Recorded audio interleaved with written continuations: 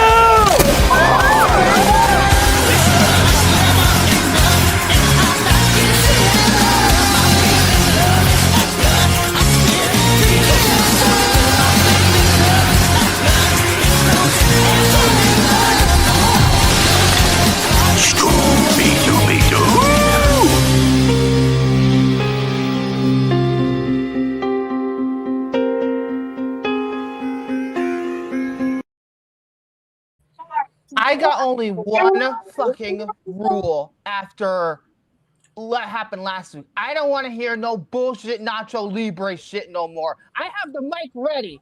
I have the right to mute your ass if you dare go through it again. Go through. Fuck off. I'm not playing. I was just asking a question. Jesus Christ. So defensive. No, I didn't get these chips for occasion. It was just a coincidence. Oh no! What chips, Soren? You know what? Oh, you mean fuck off! I played you like a fiddle. Nacho! No, fuck off! All right. Let's continue on. Anyhow. Let's go over the box office because apparently the 4th of July weekend was not so great because Minions and Monsters came out and I figured it would make $100 million, but it didn't. The grand total that was shocking. Even though I don't have the final total on this page, it says $37 million, but the actual total for Minions and Monsters, when it's all said and done, is only $62 million. Wow, I think the kids are finally getting sick of those damn Minions, and I'm a very happy man. And also, this just so happened to come out around the same time as a certain sporting event. I will be honest. I don't give a shit about FIFA. I don't give 2 shits about FIFA. I will say this though. I'm gonna. If I watch the game, and I'm like, no. Yeah, I'm gonna see Minions and Monsters probably tomorrow because I'm close to getting to 50 movies this year, and I'm I think 8 or was it I'm at? I think I'm 48. So I'm literally like 46. I think can't remember one or the other. I basically I think I'm 46. I'm like 12 away from tying my thing from last year. Yeah. So. Not doing so well. I don't know how it's doing internationally, for the record. I don't know how it's doing internationally, but domestically, yeah. And again, it's like $100 or so million budget, so it's not that much of a bomb.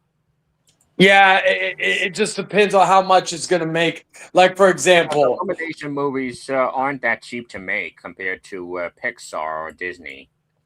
Yeah. Especially Evil Dead.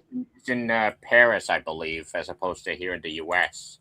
Yes, everybody, go see Evil Dead Rise. Don't go support the corporate machine, Disney, who ruin your fucking childhood movies. I'll be talking about Toy Story 5 later. Warner Brothers is just about as much of a corporate machine. I'm just saying. Well, Superman was great. I'll probably throw in my thoughts on Supergirl in my Toy Story 5. Brace yourselves. And guess who made that, motherfucker? I'm not saying Moana doesn't look good. Looks good. I'm not saying that. I'm just the movie looks as good as The Rock's hair in that movie. I'm just saying that you have to realize what you're saying here because Warner Bros. Is just about as capitalist of a machine as Disney does. That's all I'm saying. Almost all Hollywood studios are like this. But anyway, let's continue. Toy Story 5, the worst of the franchise. All right. Fuck off. Yeah, go after him, motherfuckers. Go. I want everybody to laugh track the shit on him. $30 million. It is the worst one of It's the making a lot franchise, of and it's money. still a good movie. Yeah. If the worst of the franchise Hey, is still 8 out of 10, so it's not that much of a loss. You see? I haven't even seen it yet. I feel like it'll be on these guys' sides. Number Hey, 3. you know I wanna what's funny talk about though? I this movie feel real quick. with Toy Story 5, I feel like how Victor would feel when he saw if you see Scream 7.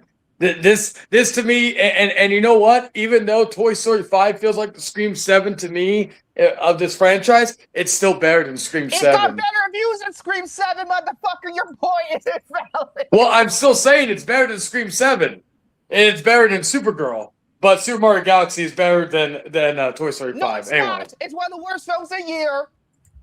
And Goat is better than One both the of very them. worst So films of the anyway. year. Anyway, number 3, I want to talk about this movie real quick because Tanner saw this movie. I don't know if he's in the chat because my screen is sharing. I'm sharing the screen, so I can't see the chat. But Gee, I wonder why they made that much. Washington, Angel Studios. What the fuck? It's I the hope pay it this forward movie scheme all over again. It's the fucking pay it forward scheme bullshit. I heard this movie was awful. I heard it was flat out garbage. And yet, it has like a 7.2 out of 10 on IMDb. You're fucking ridiculous, Angel Studios. Stop it. Stop it. And this movie apparently uses AI for its visual effects. Fuck you. Just fuck you. Ridiculous. And to think that this is from the same director who did American Underdog, which is actually one of the better faith-based movies, even though it didn't really focus on too much on Christianity all that much to begin with, but this is the same guy. Ridiculous. Ridiculous. It's this right-wing conservative payful. Guess what? You know what I also heard too? Tanner, if you are in the chat, please confirm this for me. Because you did see this, please confirm if I'm wrong, okay? At the end of the movie, with the Pay It Forward campaign, the donations, instead of buying a ticket for another person to see the movie. Yeah, that's what they did. No, Same this with is what they did. No, this is what they did. This is what they did. Instead of that, they didn't really do that. What they did was, instead of, they put up a QR code on the screen. And instead of it being pay a ticket to make, for our person to go see it, instead, it is a donation. You want a QR code to make a donation for preserving American values. Oh, what the fuck does this mean? Because it's a whole propaganda American 250 campaign. Oh God, I should probably put up the fucking political card thing on the screen. I should have put that on the screen. But yeah, right wing, Angel Studios, right wing. Fuck off. That's all I gotta say. Tanner, please correct me if I'm wrong. Number 4 is Supergirl. Number 5 is Disclosure Day. Number 6 is Obsession. Number 7 is Backrooms. 8 is Jackass. 9 is Scary Movie. And number 10, which is one of the new releases, it's going wide this week, The Invite. It will be going wide this week alongside Evil Dead Burn and that shitty fucking Moana remake. So that's what I think it's gonna be a very quiet weekend before the storm happens with the Odyssey. So The Odyssey and Spider-Man. Well, that comes out at the end of the month. Yeah. Odyssey comes out next week. They don't come out the same day. Anyway, that is 100% accurate. Oh my God. Jesus Christ. Chris Pratt, I'm not surprised Chris Pratt endorsed this fucking movie. He always appears in fucking the 2 movies he appeared in this year were both piece of shit god awful movies. It's like The Revenant and The Pride and Prejudice and Braveheart all combined. You're totally ridiculous. Chris Pratt, you're done. Mercy was better than Toy Story 5. Oh God, I'm ranting about politics again. This is why I'm independent. Although, with far more, I will say, I've always said I'm independent with more conservative viewpoints.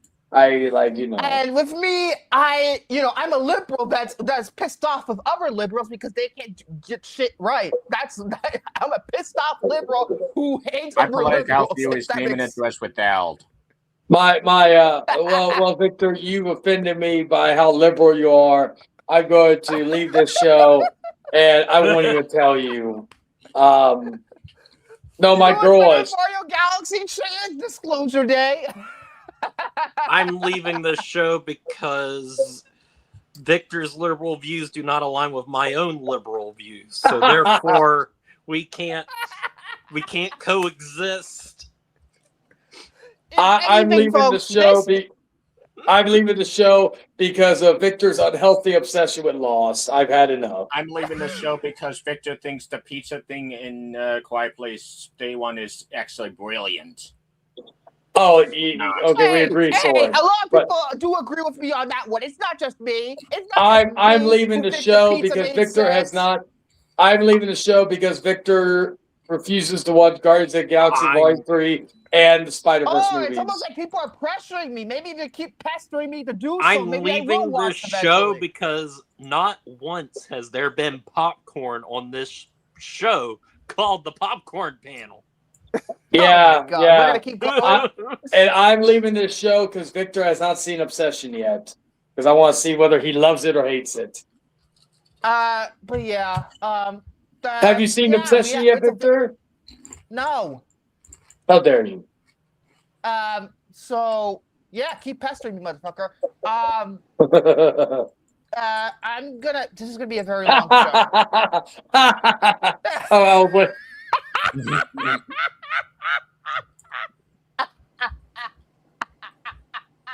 hey, you know what? You know what? Okay. That was Okay, good. I was waiting. I knew Tanner was going to bring up Return to Silent Hill. That's like my running joke for this year. Oh man! I'm leaving in the light chat because that Victor liked Eddington. Like Eddington. Yeah, I'm Everybody's eager too. leaving. I'm eager. There is no show at this point. I'm eager. I'm eager to see what his thoughts on it are too. Whether he gets filleted. Let's go. Yeah, I gotta say probably the worst take I want to see. I want to see what's the worst take. My rating on Toy Story 5 or Swords rating I have a of worst fucking. take for you. I have a worst take for you, which I'm going to start with before I get to the Teen Choice Awards. Before I get to the Teen Choice Awards, in terms of how I've I'm going to get to that obviously, but I just lied to you. Didn't we finish it last week? What? Oh, you did We're see not Obsession. finished. I'm not finished with Teen Choice Awards, but get to this first. I did see Obsession. I did lie to your face. Guess what? It's one of the very worst films of the year. Yeah, wait, worst? Yes. This movie is Yeah, fucking why? obnoxious. It is annoying. Annoying as all get out. How do people consider this movie scary? It's stupid. One second. Yes, it is. It's stupid. Yes, it is. The girlfriend's Sweetie, can you pause that real quick? Tanner, except Oh. I'm on your side, technically speaking, Tanner. I like how you're laying. Victor finally saw Obsession. I get You know what he the said? girlfriend's supposed to be possessed, He said but it's one of the worst movies of the year. cartoon in that movie. Go Yeah, ahead, my woman Soren. even said, "How dare you?" Go ahead, Soren. Go ahead. I get Say the what you were gonna girlfriend say. is I couldn't hear you. supposed to be possessed, but her performance is just a cartoon. Thank you so fucking much. Thank Jared, you. you've For seen Christ's Obsession, right? sake. I haven't seen Obsession, Oh, but I'm I've ne- sure that I am probably going to agree closer to Here, lean I'm closer gonna to you take the because painted I target like off you. these Where's my types of target? movies. I don't know. If Oh, I have you're target gonna back on me. agree closer to me that okay. So Look! I'm gonna get the painted target off you. Boop. he actually has a painted target. Okay, so all right, Hunter, congratulations, because you didn't say it was one of the worst movies of the year. So at least you get that. But yeah, Tanner says, "Hey, Vic, I wish for $1 billion." Idiot, annoying, and an asshole. All Every right, single one. I'll leave you be. And How dare you don't obviously- take most of the bed? How do people find this movie scary in the first place? Like literally. You hear I this thought- bullshit? It's just so repetitive. It's just 90 to 2 hours of this girl just stalking this guy. Nothing more. because Nothing that less. because that shit of the stalking makes them uncomfortable. It puts them in awkward situations that make them feel uncomfortable. This really They should have been a laugh. short film. They It doesn't. They It get doesn't. To me, confused it comes off as and annoying. It's not they don't know uncomfortable. what It's to not do, scary. and so It drives you that's what up the I'm wall in insanity in the worst way possible because it's driving you Well- insane with annoyance. It's annoying, over and over and over and over and over again. You know what? I'm gonna say it on the show right now. I haven't even posted my fucking review of it yet. I wrote my review down. I said that I owed Sean Baker an apology in my review. What does that fucking tell you? When I would rather watch a Nora than this. What does that fucking tell you? Oh, let me. 1 second. Hey, sweetie. Mikey Victor said Madison was he more of a feels fucking like character than this fucking He feel- character. in he Obsession. owes Sean Baker an apology, and he'd rather watch Honora than Obsession. So maybe he won you over a little bit for that. I'd rather watch Attack of the Clones over Obsession. Soren, you went too far there. All right, you know what? Well, you know what I got to say with all this? You both are fired. You shut your. I'm just gonna It's fired keep first. my. I fire you first, but Since I haven't seen the movie, I'm just gonna keep my opinions. No, Jared, you gotta say it Okay. because then we got Then we'll have 2 and 2. I'm gonna read you the review that I'm going to post in a moment. I'm gonna read it to you verbatim right now to just explain everything in a quick set so I can get to T-Choice because it's gonna take me fucking forever. So I think that's gonna said take and I you forever quote- to when we get to my thing. But anyway, anyway, I said I quote, I might as well call 2026 a total bust when it comes to movies. Only 5 releases of the 18 that I've seen, I have given a positive review. And even with that, despite Project Hail Mary being my best film of the year, and with good reason, I think this current season of House of the Dragon that's airing right now is better than any 2026 movie that I have seen. That's right. I'm tripling down on House of the Dragon. And its even quality. better than Good Luck, Have Fun, Don't Die. And I love that movie. I love Good Luck, Have Fun, Don't Die. But yes. Oh, I'm That's just the first gonna. paragraph. Even though I haven't seen listen. Obsession, here's what I will say. To fuck you, both Victor and Chayton. Most people love Obsession, and most people love Toy Story 5. Great, a double whammy. I got a whammy, and he got a whammy. Anyway, that's only the first paragraph. What in the hell do people fucking see in this movie? It is not scary. It is fucking annoying. I hate every character in it, including Bear, Nikki, and Bear's best friend, who I couldn't fucking remember his name. The acting is way too over the top, like whatever the fuck his name is. I don't fucking care who's best friend. Fuck that guy too. The acting is way too over the top, like another overrated film in Hereditary, which is also not scary. The film is fixed. It's deep when it's not. The aspect ratio drives me insane, like it's some NYU student's first film or whatever. There is no use of fucking common sense whatsoever. And yeah, people fucking screaming over and over again is not engaging. I thought, and nor was overrated. I thought Everything Everywhere All at Once was overrated. I think I owe Sean Baker and the Daniels an apology. Obsession, alongside K-pop Demon Hunters, are probably the most overrated films of the decade. Even more overrated than Hereditary?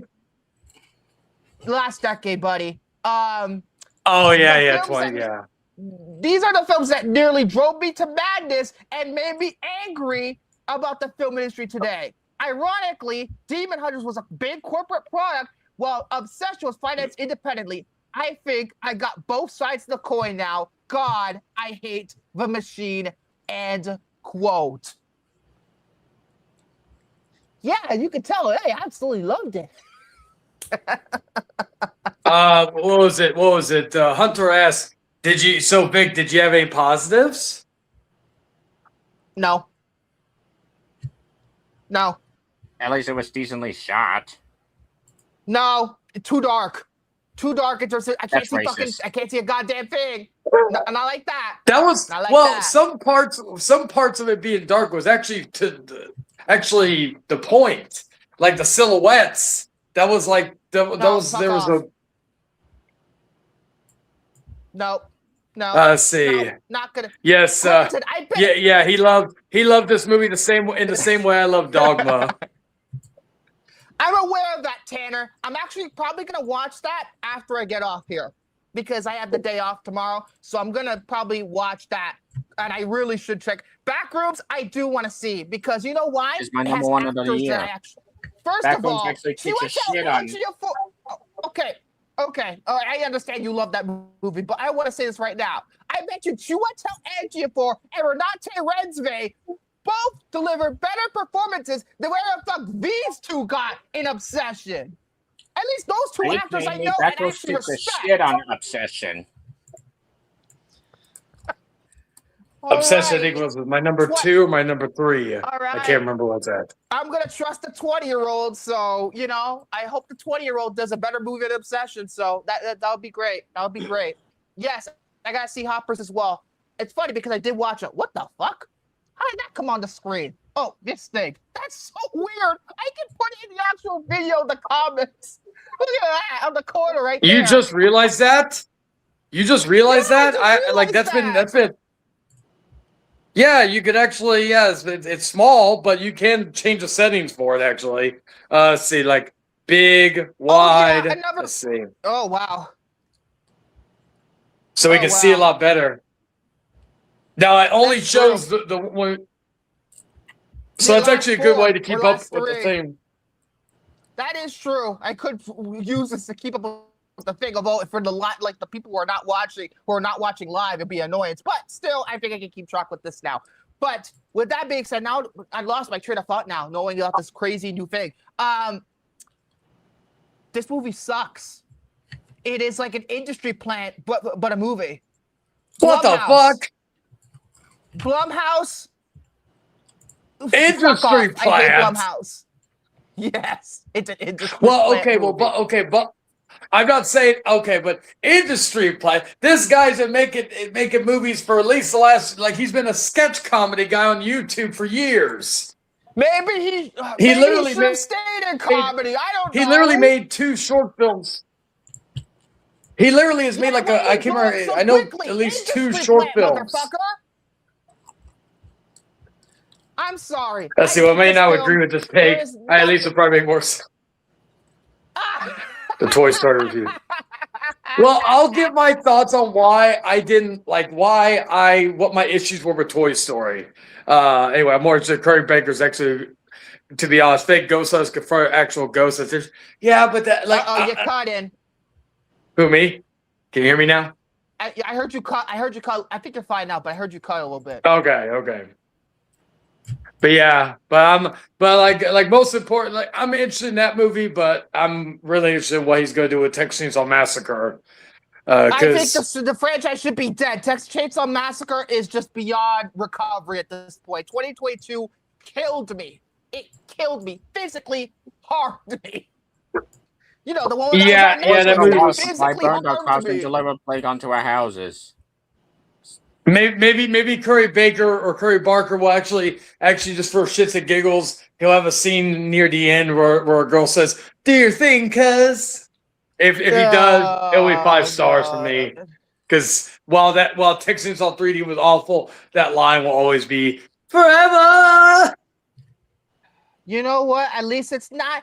I want you to love me. That's the whole movie. That's the whole movie.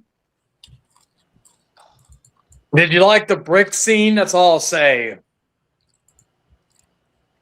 Which is the brick scene? Is it in the car? Yes. Sam Levinson shock death. Fuck you. I'm telling you, I'm not holding anything back. Well, if you think that Sam Levinson shock death, I guess we'll get to Terrifier 2 when we get to that.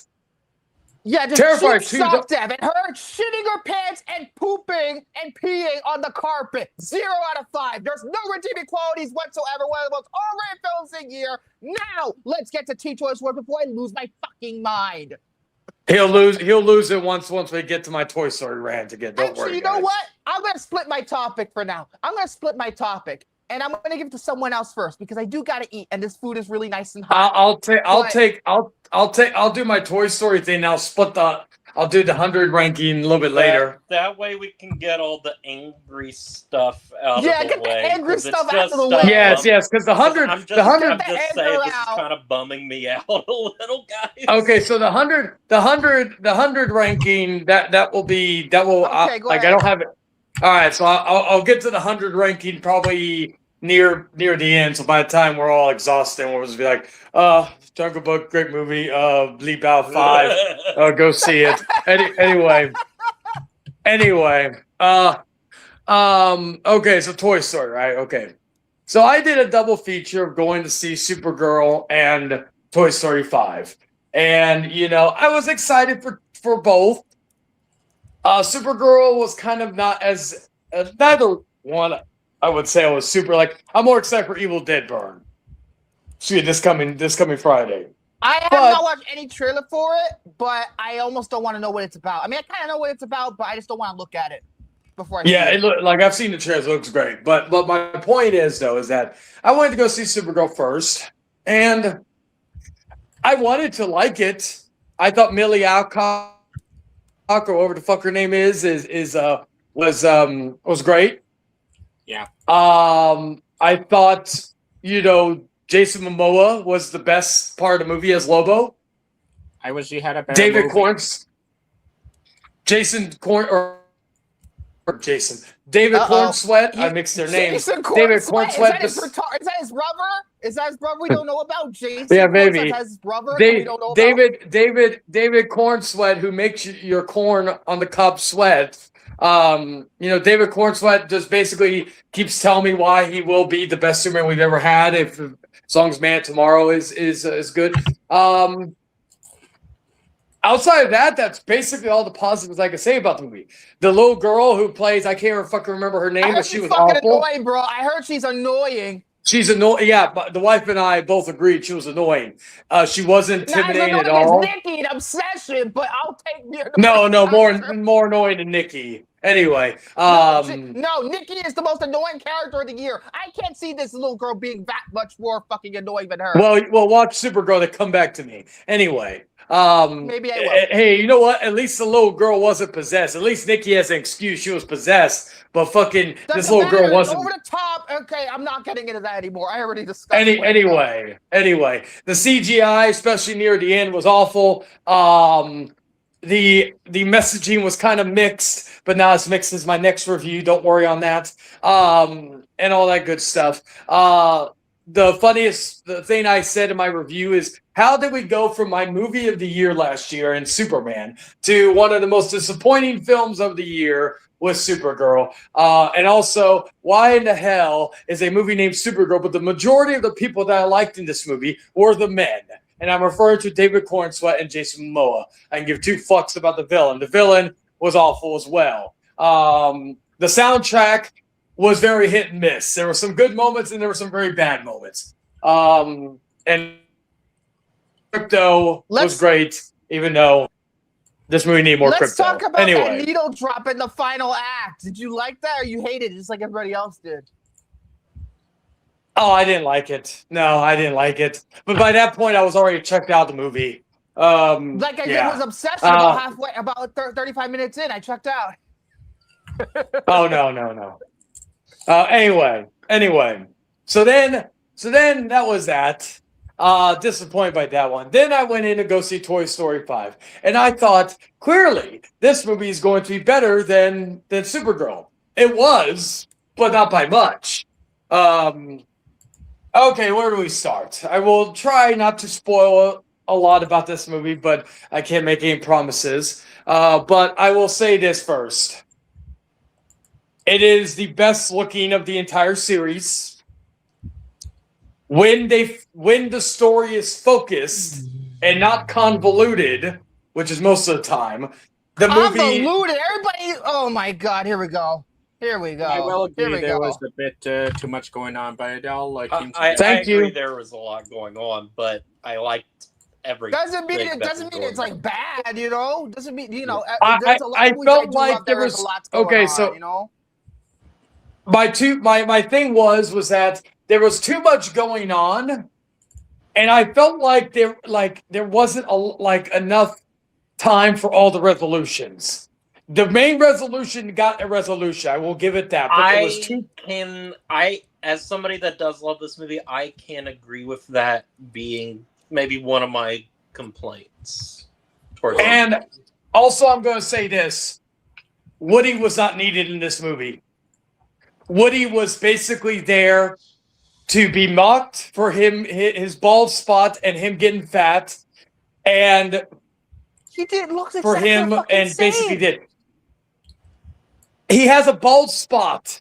They literally made jokes about him having a bald spot and Oh, called him you're so old. fucking offended. Oh, you're so easily offended. Oh, go watch Moana. Maybe you can find more things to be offended about. It's more worse fucking movie than this. Well, fuck. I try not to support most things by The Rock anymore because The Rock's a piece of shit. Fuck him. Anyway, I know he's a piece of shit. fuck his steroids taking ass, even though he doesn't take it now. That's why he shrunk about 200 Anyway, pounds. let's get it through. Let's Anyway. get the negative energy out so we can get the positive energy in.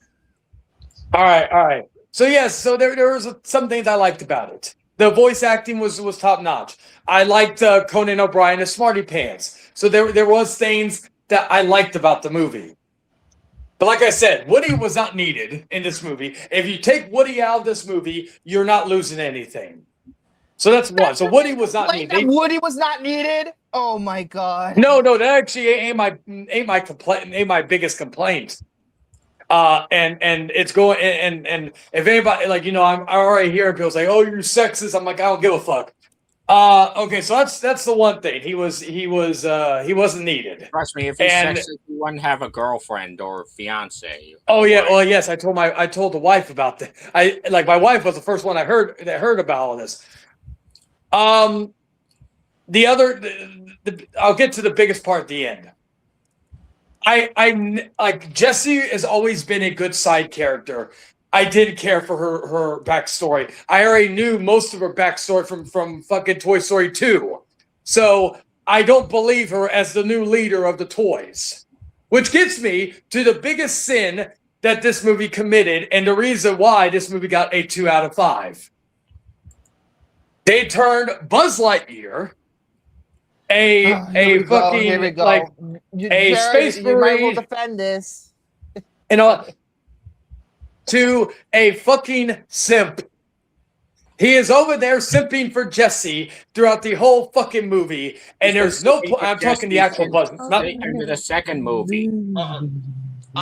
Huh? He's been simping for Jessie ever since the ending of the second. I movie. agree there, Soren, and also I will say too, as a defender of just all of these movies and stuff, that after Toy Story 2, that in my opinion they don't quite know what to do with Buzz anymore. But I felt that this was at least a step up because he wasn't just the comic relief and everything, and I like him and Jessie and stuff, and there was a resolution to all of this. They kiss, yes. Minor spoilers, but yeah, they kiss. Which I'm like don't- thinking, okay, but what else did Buzz do? Like all Buzz was doing was serving Jessie. Like I felt like this movie was more so not serving the toys as a whole and serving the kid. It was serving Jessie because I was but like, that's everybody what was Toy like, Story 4 did with Woody. Toy Woody's the Story main 4. character of Toy Story 4. It's not an ensemble movie. I would say yes, that 5 is a bit more of an ensemble movie, but it is definitely more of a Jessie movie. And also Jessie, to me, I've seen every toy. I grew up with the Toy Story fucking man. I know some people have too. I'm not saying I'm the only one. But like what? Like it's like Jesse was never the interesting character to have a lead. That's why, again, if you notice, Buzz was always the one that they tried to market the shit out of outside of Woody. That's why Buzz had his own spin-off series. He had his very bad spin-off movie. He had his spin-off video games. He had all this other stuff. Jesse never was a fucking the center of the focal point of the movie. And to me, I felt like she was forced in, like as a center point of the movie. And yes, while yes, Buzz has sent for her, I will agree with you there. I felt like they overdid it with this one. He is like literally, he has lost all sense of leadership in anything, and is just aiming to please her.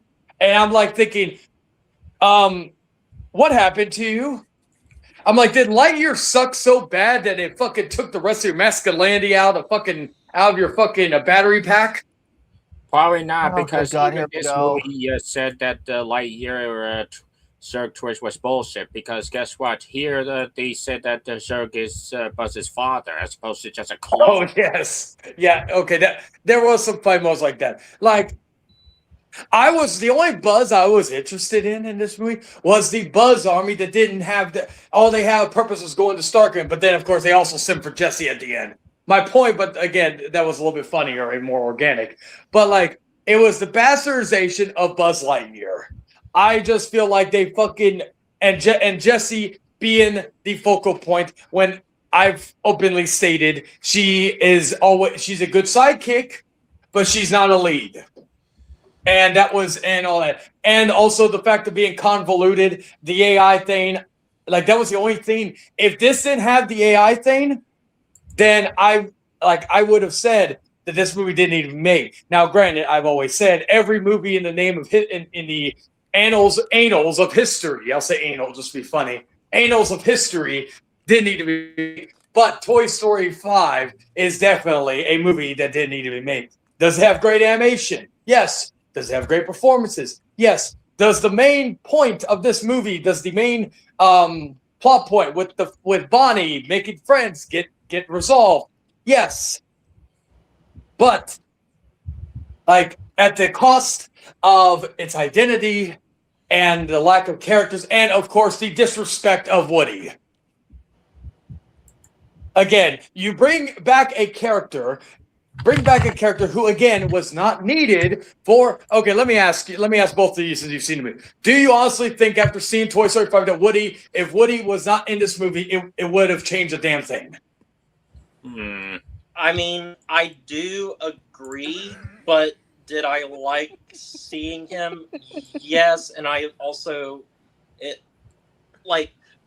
would I have been fine with Woody not being in this movie?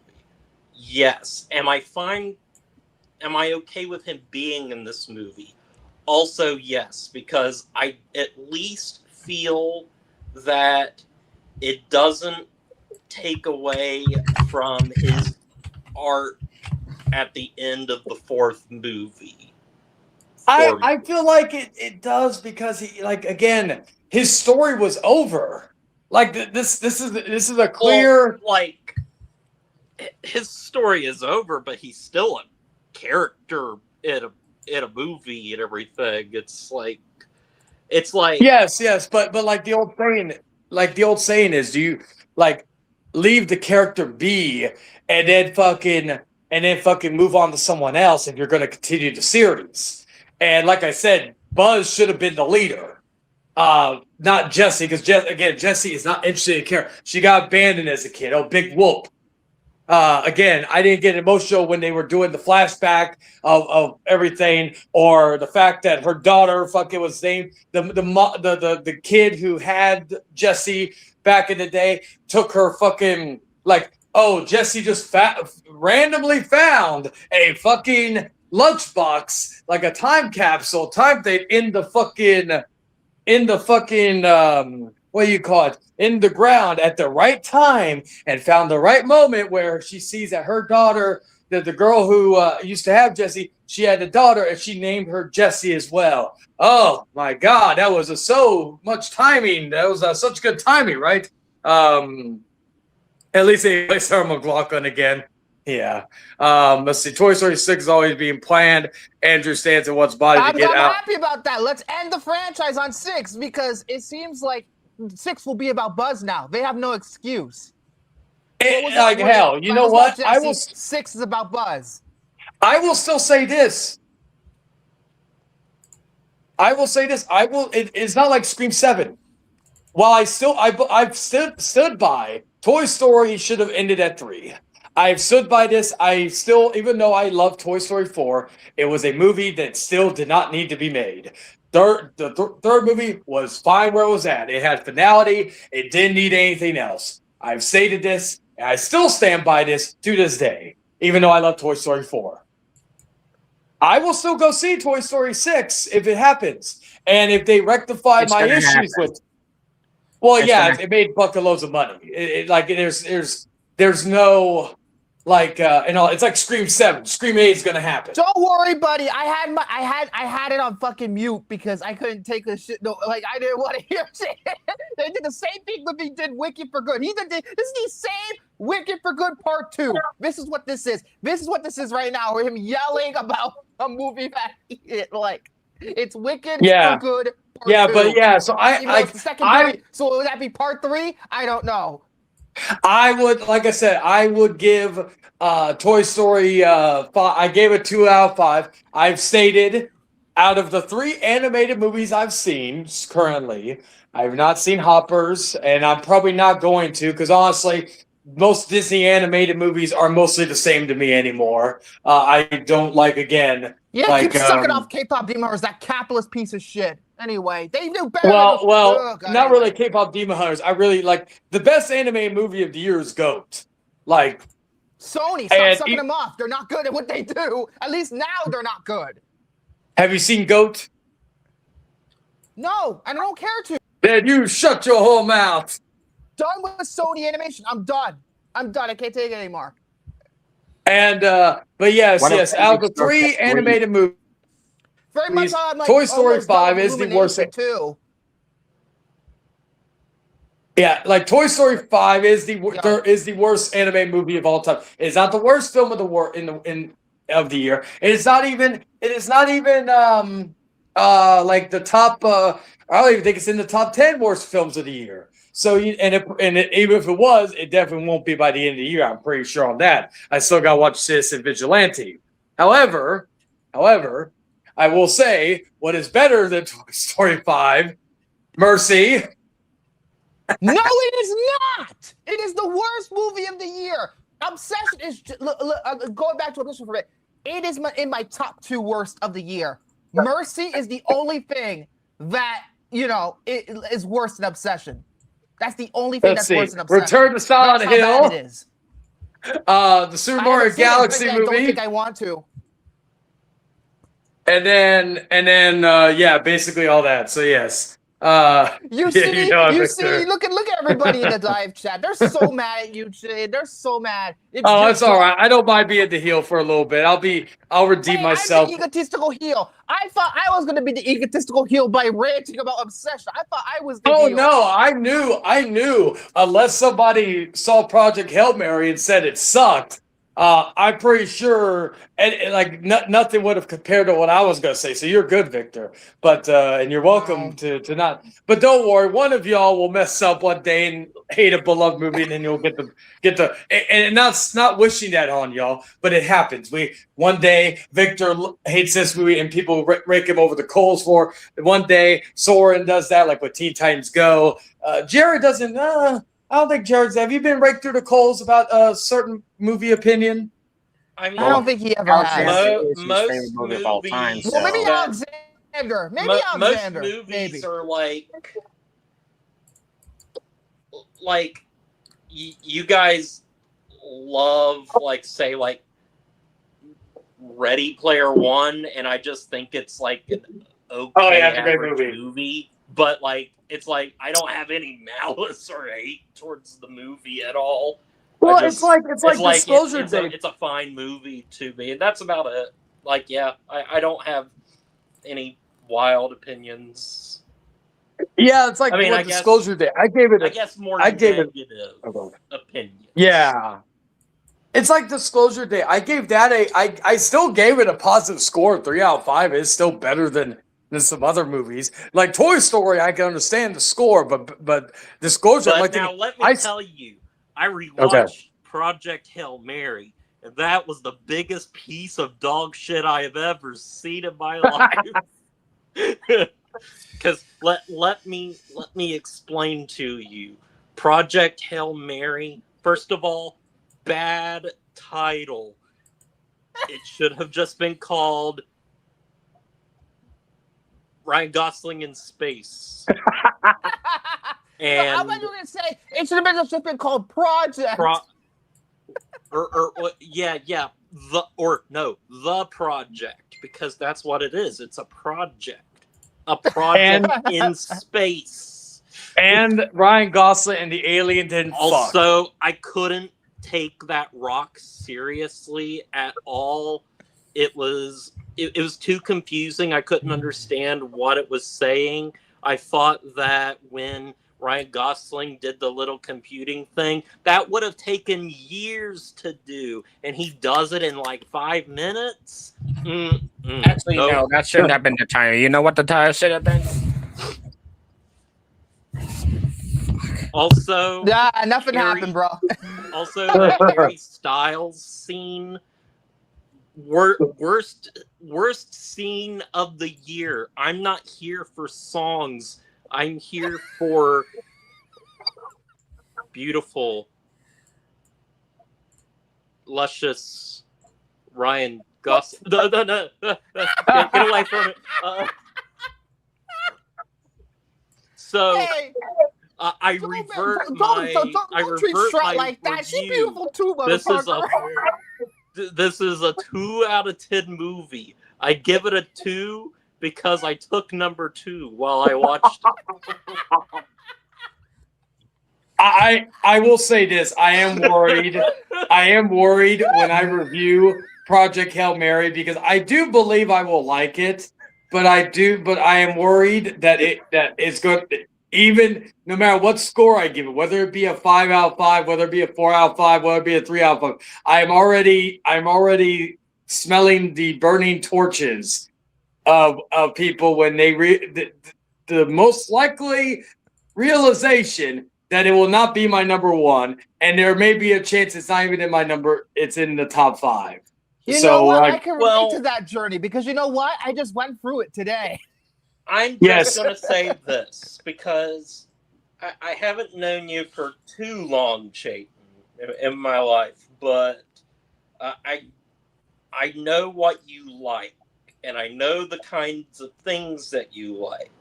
So if Project Hail Mary doesn't end up being your best film of the year, I would completely understand because maybe it's not your kind of film. You might still even love it, but is it your best film of the year? Probably not. Who knows?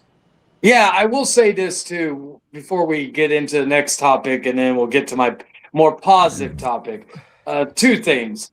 Episode 5 of the Vampire Lestat was great. 2 more episodes left. I'm already sad. I just got me a Vampire Lestat shirt from Hot Topic the other day. Shout out to my wife. She also got a Sailor Moon purse. Looks nice. What else? Oh, yes. I am here to make another proclamation. Due to the success of Obsession and the lackluster success of Supergirl, I will make my dumb Victor Snow White moment that I'm probably going to regret later. But you know what? I that's what I'm going to call it. My Snow White prediction is going to, or no. The Snow Victor prediction. That's going to be the name of like a prediction that most likely is not going to come true. But you know what? You got to have some faith. So here is my Snow Victor decision. I predict Clayface will make more money than Supergirl, not only in box office. I think it will make more money as well, but I'm cautious about that. But I think it might. And again, I saw the teaser trailer for the first time in theaters when watching Supergirl. I have said that this is probably one of the only movies left that could give Obsession a run for its money. I loved the American version of Speak No Evil that the director of this I like movie that movie did. too. I will say though, my only critique of this movie was of Speak No Evil was that they Americanized the ending, and I liked the ending. It was really entertaining. I liked that a lot. I With the liked kid, it. I liked that. I'm not going to sit here and say I hated it, but I love the bleak nature of that movie. Spoiler alert the reason for why I liked it is because the kid and the performance of that kid, he was brilliant in it. He was really great. Yes. But spoiler alert for the foreign film. You know, the parents get killed while they watch their kid get their tongue cut out and abducted and basically replaced. That's not true shit. No, I'm glad I watched only the American version. Thank God. I prefer the shock shit. And here's my only issue with Speak No Evil. Outside of that, it really didn't need an American remake because most of the movie was spoken in English. That's the funniest part of this movie. I understand, like, if it's a foreign film getting a what do you call it? A foreign film that was mainly a foreign language getting an American version. I get that. I understand that. But this movie, with it being recent and also it being mostly spoken in English, that was my only thing. But that's more of just. But it's still great. Two great movies. I'm not going to sit here and deny that. Like it's a good companion piece to the original. So I don't have. But yeah, that's my thing. But yeah, Clayface will make more money than fucking Supergirl. Will it make as much money as Obsession? Most likely not. But I do believe it's going to make more money than Supergirl. And then we may see other horror-related movies related to Batman villains, which I'm all for. I would love a horror-style version of the Cold as Ice arc for Mr. Freeze. You could make a horror movie out of that. You can make that. You can make a fucking you can make the fucking a Joker, or you can't even do Joker right now. But I was gonna say you could make a horror version of Joker. You could make Two-Face. There's so many different movies you could turn into like a horror style movie that if this movie does well, I think we'll see, and I'm all for that. But yes. What killed the dinosaurs? The Ice Age. Anyway, I'll get to my 100 movies later in a little bit. Brace yourselves. I'm sure it's not going to piss too many people off, although some people are going to ask, where's this movie? Where's that movie? And you know what I'll say to those people? You shut your whole mouth. It's my list. Suck it. Okay. Anyway. Now that we got all that negative energy, hopefully out of our system. Oh wait! I have one more negative thing. Victor, go sit your ass on a cactus without no lube. Anyway, continue. Maybe you should do that the same way. Jared, I'll let you go. Okay. Whew. What energy do I have? Okay. So, I was going to talk about something, but it's just going to lead to it's something we could all agree on, but it'll lead to some negative talk. So I'm not going to do it. Let's be positive. Let's talk about something that I feel like I have already spoken of about this show, but since I'm watching it right now and everything, fuck it. I'm reviewing season 1 of House of the Dragon. Yay! More self-indulgent talk! I will also this say show. that It's the best show on television, not Vampire Lestat. I will anyway. also say that for 4th of July, instead of watching Young Washington, I rewatched the first 2 episodes of one of my favorite miniseries, John Adams, and that's a good one. Oh, I heard that's great. It's fantastic. It's better than Young Washington. I'll try watching more of that and everything once there's actual time, but I need to get through House of the Dragon too. So what can be said? So House of the Dragon season 1 I have loved it ever since it released, and every time Well, I have started to air. rewatched It's it, not everything's a release, and when it started to air. when it started to air, I was a huge fan of it. When people I guess I'll talk about this too, because since I have seen the first season, my experience, well, everybody knows I disowned Game of Thrones in 2019, and when I heard about the spinoff, I didn't care to watch it when it aired. It took me until this year, 2 or 3 weeks ago, for me to start watching the show. That's my experience. I'll talk about it in like the way that my cousin, when she was, because me and her, we both like Game of Thrones. We love the books, and so she found a lot of the House of the Dragon rather just boring at times, because that first season has a very different pace from, say, something like Game of Thrones. It's also a show that deals with a lot of different time jumps, which is something I'll get into because it's something that I really like about the first season. And, that's what I also like about it as well. But yeah, I've been a defender of this, and I've probably watched the entire season 1. I think I've watched this at least 3 or 4 times. Damn. And I have loved it even more each time I watch it.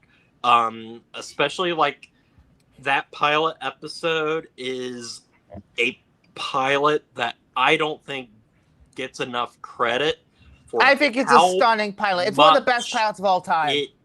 For literally how much it sets up and says about every single character through not just their dialogue, but what other people say about them, what they're perceived as, how, like, just there's a lot of like funny like banter and humor in that first episode that is just so well done, especially with like, say, like establishing particularly Otto Hightower and Daemon Targaryen especially. I love that pilot so much, and just all of the episodes just do a really good job of being this like snapshot into the history of what's going on. And I think that because House of the Dragon is not based on an actual narrative written by George R.R. Martin. It is written. I thought it is was something written by George R.R. Martin, but Fire and Blood is written as a history of Westeros. And I feel like when I watch House of the Dragon, it's really bizarre because it is a fantasy show, but it feels like I'm watching history. And you know what we do with history? We don't, like, we point to specific points in time where something big happened, a chain reaction started. I feel like that's what every episode is. So it's not like a continuous narrative where each episode necessarily leads into the other, like, say, Game of Thrones.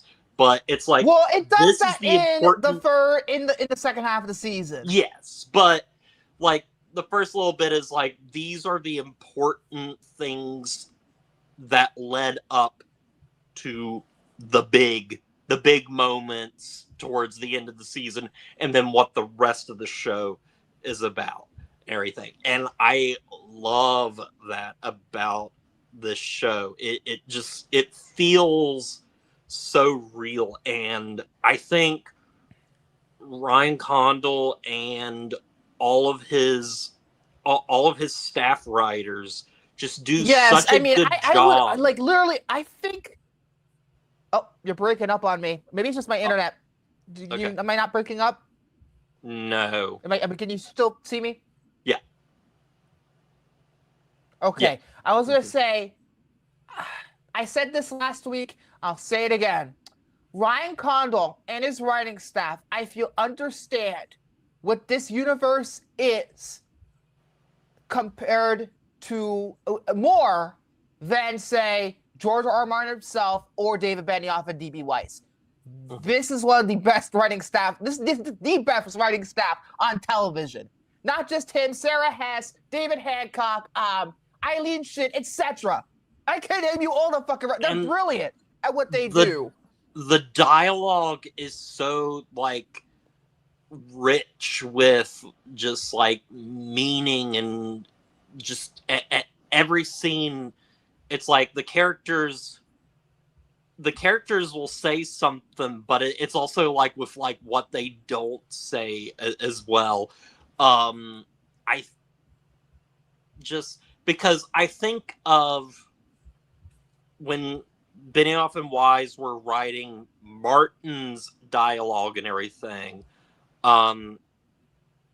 Martin's dialogue feels like what Ryan Condal is doing here. It feels very of that time, of that world. Whereas like when it ultimately is just D&D writing in the later seasons, it's just the characters and the flow just doesn't work. It feels much like much more modern, or like a modern person. Honestly, I feel the exact opposite. Old. I feel like it's the exact opposite. And I think like the writing on House of Dragon is more modern, but it's in the best way possible. It doesn't detract the dialogue. It doesn't take away anything from the George R. R. Martin dialogue. It's in spirit. It's there. But it's, to me, more richer in the best way. Have to commend one of the true champions of this first season, and that is, Paddy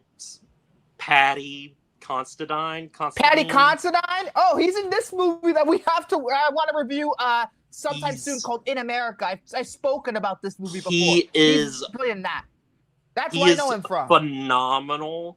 He perfectly plays just a very flawed king human being that in the end, it's like you feel just bad. Really believe, like, you know what, this guy has fucked up, but man, do you realize just how much he loves his daughter? Like, I have just never seen just a character exude so much love for their child on screen, and just how much he is always on Rhaenyra's side till the very end. That and the scene in, which is my favorite episode of the entire season, which is the Lord of the Tides episode. That scene where he walks into the throne room and decides, that he is going to sit the throne that day. He comes in, he's all withered and stuff because he's literally decaying. It's so great. And that moment where Daemon picks up his crown and places it on his head, it's such a great character moment for both of those. I love it so much. Some other people I want to, however you say his name, Reese Ifans. Yeah, it's the guy it's the lizard from The Amazing Spider-Man. I also remember him from The Replacements. He plays the funny guy in that movie, The Replacements. Just such a phenomenally smart and conniving character that I absolutely despise as much as I enjoy him on screen. Am I buffering? No. Oh god, I think my internet's fucked. Can you guys still see me? Yeah, you're good now. My internet's fucking. I'm gonna refresh my page. Okay, but then you have characters like Allison, which I don't know the actress's name that plays young Allison. She plays young Wonder Woman in Wonder Woman. She's phenomenal here, but also Olivia Cook as Allison is so good. I cannot stand that bitch, but she's I so feel very good. differently about you. I feel very differently. I love her.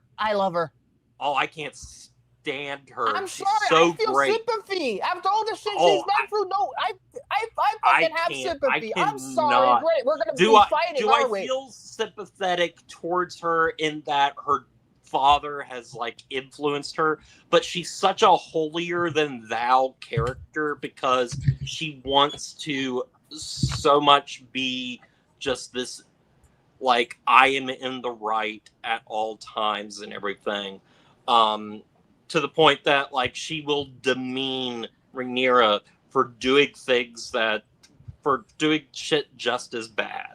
She does do that. I do agree with that, but I feel there's a lot of sympathy still there. There's something. I think there's a lot of my reasons why I feel like it's at the end of season 2 into season 3. I think that's why But again, I've always liked her, but especially by then. She's just such a like proud character that like Olivia Cook is fantastic playing her, but that character's so like frustrating to me. And I you know think who was the most frustrating at the beginning to me? You know who was the one who was most frustrating to me at the beginning? Damon. And then he changed on me. I also I can't remember his last name. Fabian, who plays Cole. Fuck Kristen that guy. Cole, the biggest that guy. fucking dick, dude. He's an ass. Dude, like is like, oh no, I broke my vow because we fucked, and oh, you don't want to be with me? Well then fuck you, you're a cunt, you're a whore. I hate that guy. I didn't know you started stealing from my vocabulary, bro. Like it's just like fucking just fucking ridiculous. And again, he's just like, Rhaenyra,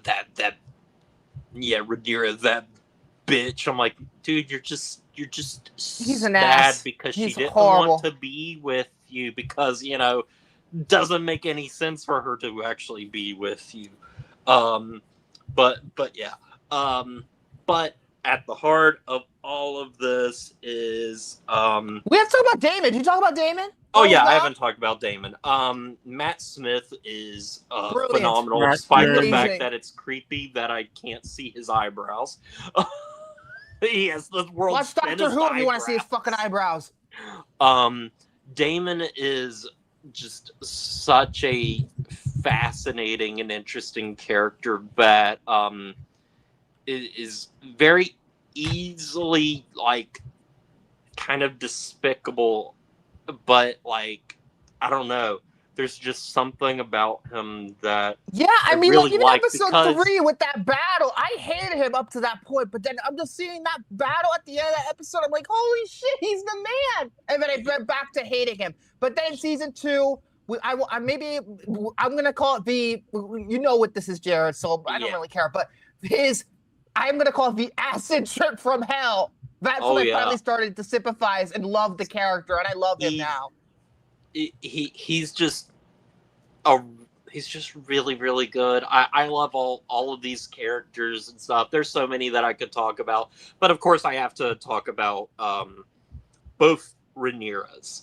Well, let's talk with the younger one first. Millie Alcock is fantastic here. She's great. She is great, and I felt like when I originally watched this show and everything, it's like, well, I mean, she is a standout in the first season and everything. She is just so great. She's just like, Yeah, sign of things to come. she's like this, just a little queen, because like Even she's though so she was like tiny, so over young. 20 when she filmed that season, but yeah, she just looks like a little kid for some reason, you know? No, she's fantastic here. And when I originally watched the show and everything, I felt that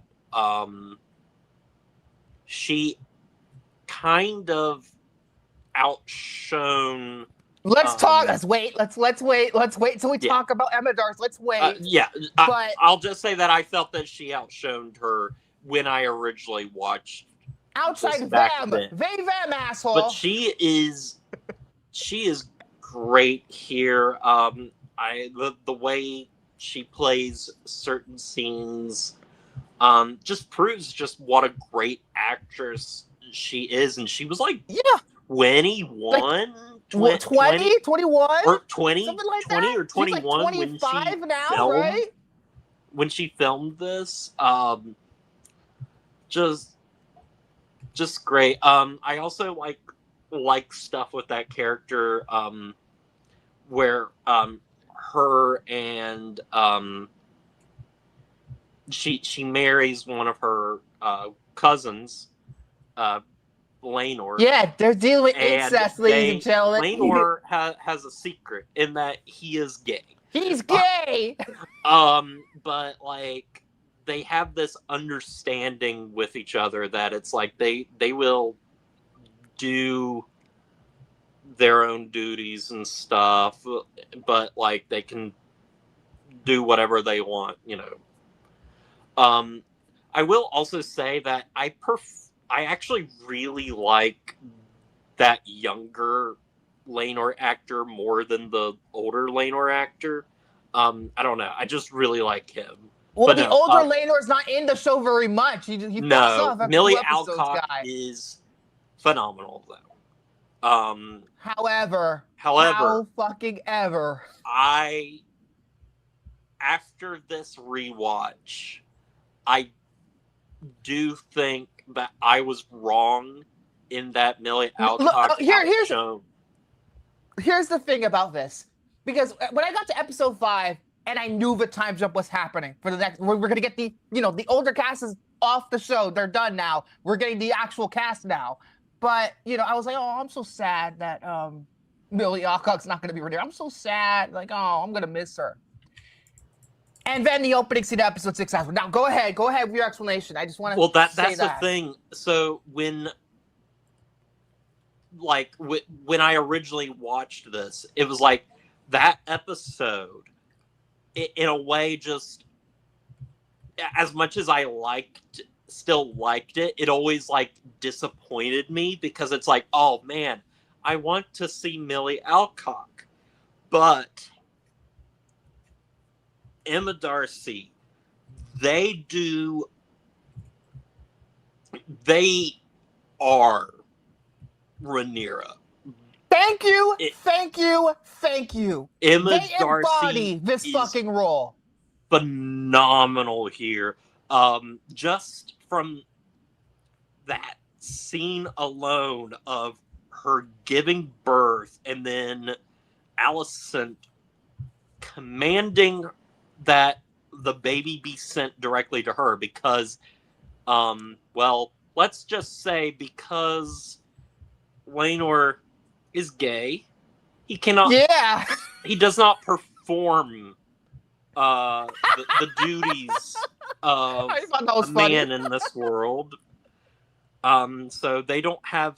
He does not have any biological children. So Rhaenyra sleeps with the head of the Gold Cloaks, the handsome man, Sir. Why am I blanking on his name at the moment? But his last name is Strong. And the kids all look like him. Strong. Very, James? very Isn't it obvious. James or is it? Fuck. I had it on the top of my tongue. I can't remember now. I can think of his dad's name, Lionel. Yeah. Then I can think of his brother's name, Larry's, but Harwin Strong. Arwen. Okay. Harwin. Harwin. With an H. Not Arwen. Sorry, Liv Tyler. But yeah. And so Rhaenyra is like climbing up the stairs with the baby. She just gave birth. Yeah, so 5 she's like seconds bleeding all over the castle and stuff. It's just such a good scene. And then things later on, like where they plan they plan a way of Rhaenyra and her uncle Daemon to marry because incest. And like they have Laenor like ends up like faking his death and everything so he could go off. I thought we were talking about performance, not what happens in the season, Jared. Let's focus in now. What is it? I thought we were talking about Emma Darcy's performance. We're getting all over the place now. I know, but like I'm just thinking of other scenes with Emma Darcy's like performance and stuff.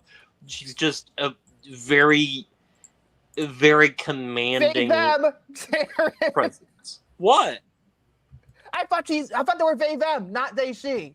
I don't remember. Sorry, yeah, I don't remember. They are they them. Okay, let's make that clear. Yeah. Sorry, we need to be politically correct. But they deserve respect. They deserve Emma respect. Darcy, so put on the fucking goggles, asshole. Their performance is. Try saying that with a certain Rhaenyra Emma Darcy they. Let's put it that way. It makes it easier for everybody. Yes. So anyway, what I am saying is that Emma Darcy's performance is phenomenal here. They command the screen in every single scene. Every frame she's in, bro. And especially like the end of the season, the final fucking shot is incredible. Just the anger, the guilt, they display, the grief. It is so good. And that I want to say too, so I'll skip ahead from talking about their performance now. I just want to say that this season's finale, I love it. For me, it's not the strongest season finale ever. I think that the episode before it was something stronger, but something that I love that this episode does is how big things are happening, but everything's on still like a very small scale. So literally, like, it's the final episode of the season and stuff, and it's like war is literally about to happen. So it's like, what's the big climax of, the episode going to be? Oh, Rhaenyra sends her 2 oldest sons to try to get people to join their cause.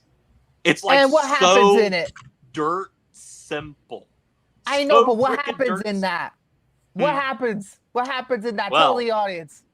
So, the middle child, Lucerys, also known as Luke, he goes, and let's just say that there's been a little bit of some bad blood between him and his uncle, which is Alicent's son one of Alicent's children by Rhaenyra's father.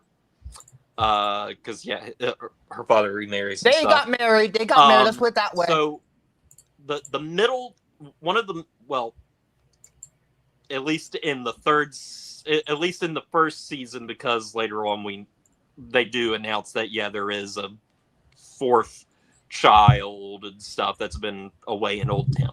But for this season, you have the second oldest, which is Aemond, who is he's a prick. Deliciously chewing the scenery in every He's scene a prick. he's in. He has just the most pierced lips I have ever seen on somebody. Well, Lucerys caused him to lose an eye when he was a child. And he also stole somebody's dragon, the biggest dragon in the world. And so, Aemon is a little salty. In fact, one of my favorite scenes is in the party scene in my favorite episode, when he toasts to Rhaenyra's sons and says, they're, good, wise, strong. That these are strong boys, because he knows that they are bastards. Yep, they're bastards. And that their father is Sir Harwin Strong. But anyway, so the thing is, Luke goes to collect allies. Aemond is there. And he fucks with him, because that's what Aemon loves doing. He just loves fucking with people. Specifically his nephews. And so they leave, and Aemon ultimately just plans of it's clear to me that he definitely just plans of fucking with him, because it's he of course he's gonna fuck with his nephew who is a bastard and everything and blah blah blah. But then things turn, and we start to realize that despite the fact that Targaryens are dragon riders, they may not have as good control over their beasts as they might think. Because Luke's dragon attacks Aemon's dragon, and so Aemon's dragon attacks, and they both are trying to stop their dragons. And it ends in Luke dying. And that is why the last shot is so damn important. It's so important, because without any words, Rhaenyra learns what has happened, and we know that vengeance will be coming in some form in season 2. It is a great finale, despite being a smaller scaled one, because it is crazy that it's the climax is just something so simple. And a lot of people criticize the fact that season 2 they think, it doesn't have an ending. Look at season 1 again, motherfucker. I will say this though, just because I know how episode 2 of season 3 ends. I will say that it makes sense why that was originally the ending of season 2. I think I like it where it's at. Without getting into specifics, because I think that it at least the ending that mirrors, we had in season 2. Because I think it at least mirrors episode 3, Rhaenyra's. the most recent episode, to me, in terms of this past episode, this episode 3 that just it does. If it was the first episode of the original plan, it doesn't work as season premiere. I think it works as the third episode of the season. Okay. And Well- that's why I disagree with you probably there. because it had to be rewritten. It would be or have to be written that way because now it's like. But like, I still think that. And plus, I don't think they even got. I don't know about the production difficulties they had on season 2 because of the strike and all that. But I don't know if they actually wrote the last They 2, did. which were the beginning. And then I think think what they did. that the episodes were written, and more than likely they were rewritten by the time they started working on season 3. I think season 3 was one day, or maybe they toned it up a little bit to make it actually feel like an actual second episode into the third. Because I think the very last bit of it, episode 2, it just doesn't work as like a season finale. At least it works while bleeding into the third episode. I think they did some rewriting, is what I'm trying to say. But that said, I love House of the Dragon season 1. It's one of those things like because I need to rewatch the second season. I need to see season 3 to its ending and everything, and then also like watch season 4, see how things pan out and everything. So it's too and season 4 is supposed to be the say- last, so It's too soon to say if House of the Dragon will end up being one of my favorite show, like one of like a top 10 Listen, favorite show. I know you haven't I can watched season say- 3. I know you haven't watched season 3, but I'm telling you right now how this is going with the 3 episodes that have aired. If they stick the landing on this season, this is going to go down as one of the greatest seasons of television I have ever watched. I already said it's better than any movie I've seen this year. And then if it goes down like that, no matter what season 4 entails to us, I think it will be one of the best shows I've ever seen. One of my favorite shows of all time. I will say that Unless they at call it least Game of Thrones season 8. 1, at least season 1 right now is one of the best seasons of television I have ever seen. It is a 10 out of 10. Same here, 10 out of 10. I think it's just truly, you wonder why I don't shut the fuck up about this show. It's that good. It's that good. I feel like this does right what Game of Thrones got wrong, especially in pacing. This show made me realize that pacing is everything because in Game of Thrones, it is a slog to get through. Not much happens in a fucking given season at certain times.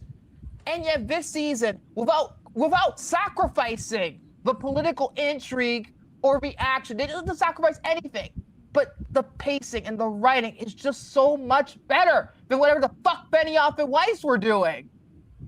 I think so. I don't fucking care. This show has exceeded Game of Thrones in quality. I don't fucking care. I'm saying that right now. It's exceeded in quality.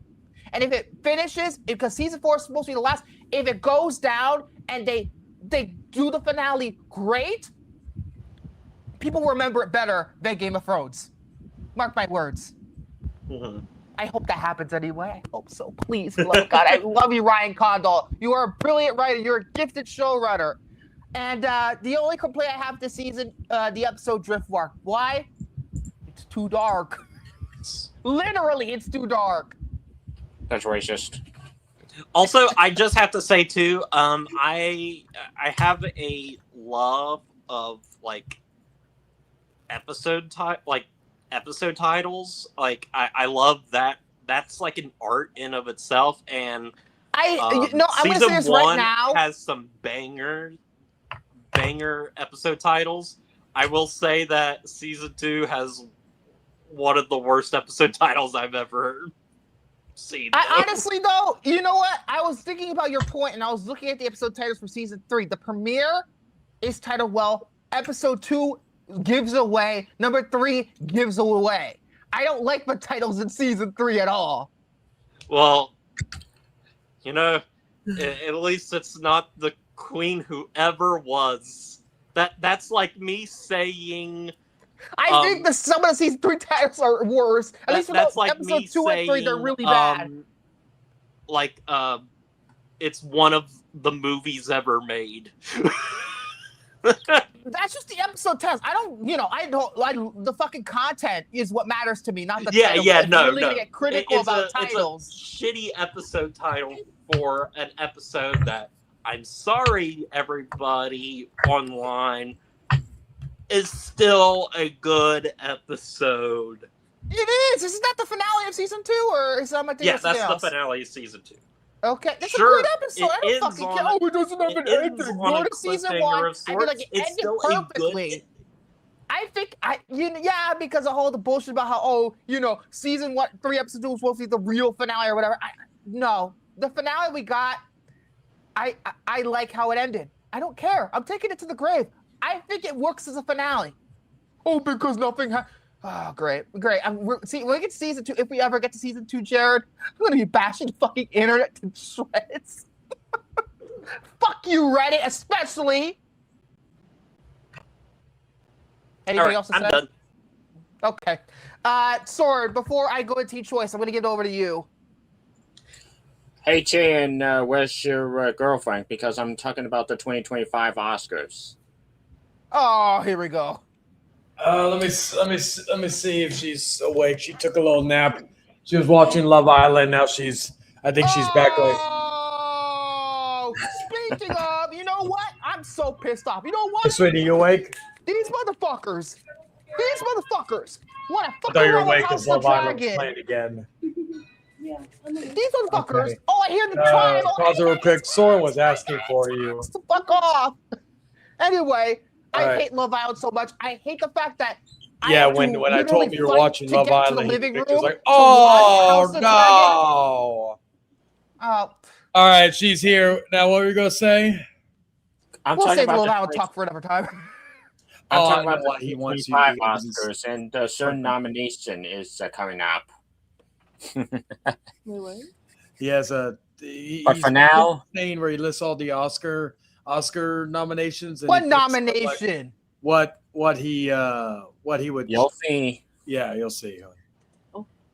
But for now, best visual effects: Avatar: Fire and Ash, F1, Jurassic World Rebirth, The Lost Bus, and Sinners. And I replace F1, Jurassic World, and Lost Bus with Fantastic Four: First Steps, Frankenstein, and Superman. I can't disagree with those. Better than Yeah. F1. What visual effects? I mean, most of it was practical. Film editing: F1, Mario Supreme, One Battle After Another, Sentimental Value, and Sinners. And I replace Mario Supreme and Sentimental Value with No Other Choice and Weapons. Yeah, I agree with that. Costume design: Avatar 3, Frankenstein, Hamnet, Mario Supreme, and Sinners. And I replace Avatar with Wake Up Dead Man. I haven't seen that, but yeah. I haven't seen it. Best makeup: Frankenstein, Kakuho, Sinners, Smashing Machine, and Ugly Stepsister. And I replace Kakoa and Ugly Stepsister with Together and Weapons. Yeah. Speaking I of, saw your review speaking of of a Ugly movie that's Stepsister. better than Obsession, Together. That's the better movie about codependent relationships. Way better. Yeah, he said Cinematog- that. Oh, go ahead, sorry. Cinematography: Frankenstein, Mario Supreme, One Battle, Sinners, and Train Dreams. And I'd keep it as is. Train Dreams, take it out. I don't know. I don't like that movie very much. Boring. Oscar Production bait. design: Frankenstein, Hamnet, Mario Supreme, One Battle, and Sinners. And I replace One Battle with Fantastic Four. Is cinematography, or are we talking about visual effects? Production design. Oh, production design? Yeah, I agree with that. Casting: Hamnet, Mario Supreme, One Battle, Secret Agent, and Sinners. And I'd replace Secret Agent with Sentimental Value. With me, in terms of casting, well, you know what? I want to give Companions to Love, so put best casting in that. Sound: F1, Frankenstein, One Battle, Sinners, and Surratt. And I replace Surratt with Warfare. I understand why F1 is there, but I almost don't want it to be there. You want to know why? Not because of the sound effects or anything. The soundtrack, it's fucking horrible. I'm not talking about the score, the album, the soundtrack. It's horrendous. I mentioned this before. Pop garbage. Take it out. Best original song. We have Dear Me from the Diane Warren movie. Take it away. Take what? No, fuck off. Fuck off, asshole. Is that me? Fuck off, asshole. Yes. Well No, done, fuck off. hiding. No. I'd rather listen to live. I would rather listen to live. I would rather listen to live. No. No. At least she'll take it over that chick from Obsession. Yeah. Hey, you know what? She was. Do that again, Victor. Why would you love me? That's seriously what she fucking sounded like. All right, yeah, it's funny, Soren, because she was kind of in and out of her slumber and all that, and I was like, I made a joke today, say, well, if you fall asleep while Soren's talking, at least we know what videos to play if you have trouble insomnia. And then when she, I was like, when he said take it away, I was like, I thought he meant take the thing away. That was he wants her to sing it. Anyways, God, I hate we you. also have I Lie to You from Sinners, Sweet Dreams of Joy from Viva Verde and Train Dreams, and I replaced Dear Me and Sweet Dreams with Glow by the Sun from Testament of Ann Lee and Drive from F1. Well, that's the only good song, the Ed Sheeran song at the end, right? Because if it was any other one, I would slap the shit out of you anyway. Original score: Begonia, Frankenstein, Hamnet, One Battle and Sinners, and I replaced Begonia with Fantastic Four. I agree. I saw the see Begonia, but yeah. Begonia is terrible. Animated film. Orko, Elio, the movie that Vic owes an apology, Little Amelie and the Character of Rain, and Zootopia 2, and I replaced Orko with Predator Killer Killers. I don't care. It's the best animated film of the year, regardless of Hulu was too cowardly to give it a proper release. Besides, I can't. Predator Killer Killers, I agree. I think it was the best animated film of the year on my list. Let me have a look. Yep, it was. What was mine, actually? Adapted screenplay. Begonia, Frankenstein, Hamnet, Sinners, and Train Dreams, and I replaced Begonia and Train Dreams with No Other Choice and Wake Up Dead Man. Original screenplay or adapted? No, it's adapted. Sorry. Because you said Wake Up Dead Man. Sorry. Original screenplay. Blue Moon, It Was Just an Accident, Mars Supreme, Sentimental Value, and Sinners, and I'd keep it as is. No! Companion! Drew Hancock! Put him in! Just you wait. Supporting actress. Elle Fanning and Ilga, I'm not pronouncing her name, in Sentimental Value. Amy Madigan in Victor's favorite movie. I haven't taken over Obsession. One Me Musco and Sinners. I take her no problem now. That's how bad it is. One Me Musco and Sinners and Taylor in One Battle, and I keep it as is. Let me think. Una Chaplin, Avatar: Fire and Ash. Supporting actor, Benicio del Toro and Sean Penn in One Battle, Jacob Elordi in Frankenstein, Delroy Lindo in Sinners, Stellan Skarsgård in Sentimental Value, and I'd keep it as is. I'd put Mark Hamill for Long Walk or Javier Bardem in F1. Maybe before you continue, my favorite anime movie actually was a tie between K-pop Demon Hunters and Predator Killer of Killers. K-pop was 27 and Predator Killer Killers was number 28. So, yeah. Actress, we have Jessie Buckley in Hamnet, Rose Byrne in If I Had Legs I'd Kick You, Kate Hudson in Songs on Blue, Renee Rainsvey in Sentimental Value, and Emma Stone in Begonia, and Sophie Thatcher, motherfucker! Replace Byrne, Hudson, and Stone with Chase Infinity from One Battle, Amanda Seyfried in Testament to Ann Lee, and Sophie Thatcher. Good. Speaking of Best Actress, we already know who's going to be the first nomination for Best Actress for next year's Oscar. Like hell. Best Actor, Timothée Chalamet in Mars Supreme, Leo in One Battle, Ethan Hawke in Blue Moon, MBJ in Sinners, and Wagner Moura in Secret Agent, and I replaced Moura with Lee Bring-hung in No Other Choice. Let me see. I'd put either of the two leads in The Long Walk. Either one. Director, Chloe Zhao in Hamnet, Josh Safdie in Mars Supreme, PTA in One Battle, The Better Trier in Sentimental Value, and Ryan Coogler in Sinners. And I replaced Zhao, Safdie, and Trier with Jafar Pahani in It Was Just an Accident, Guillermo del Toro in Frankenstein, and Park Chan-wook for No Other Choice. Sorry, Soren, I put James Cameron on this. Best Picture: Begonia, F1, Frankenstein, Hamnet, Why Supreme, One Battle, Secret Agent, Cinema of Value, Sinners, and Train Dreams. And I replaced Begonia, F1, Secret Agent, and Train Dreams with It Was Just an Accident, No Other Choice, Wake Up Dead Man, and Weapons. And K-pop Diva Hunters. Put Avatar in there. All right. And Companion. And Long Walk. And K-pop Diva Hunters. No. All right. Now for our Watch Mojo list. The 20 recent movies with the most nude scenes. Oh, Ooh. Jesus. This is Ooh. straight out of Chayton's fantasies right here. I hope they put scenes with men's bare asses to piss him off. All right.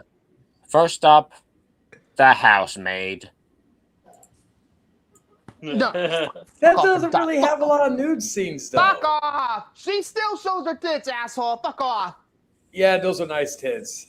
Shut up. Next up, Love Lies Bleeding. Oh yeah, I yeah. don't know You anything saw about a that. lot. I love Love Lies Bleeding. That was an underrated classic. The French Dispatch. The French Dispatch. French Dispatch. Wes Anderson? Nudity? Wes Yeah, yeah, Anderson? that- I don't see it. Him, the 2025 movie.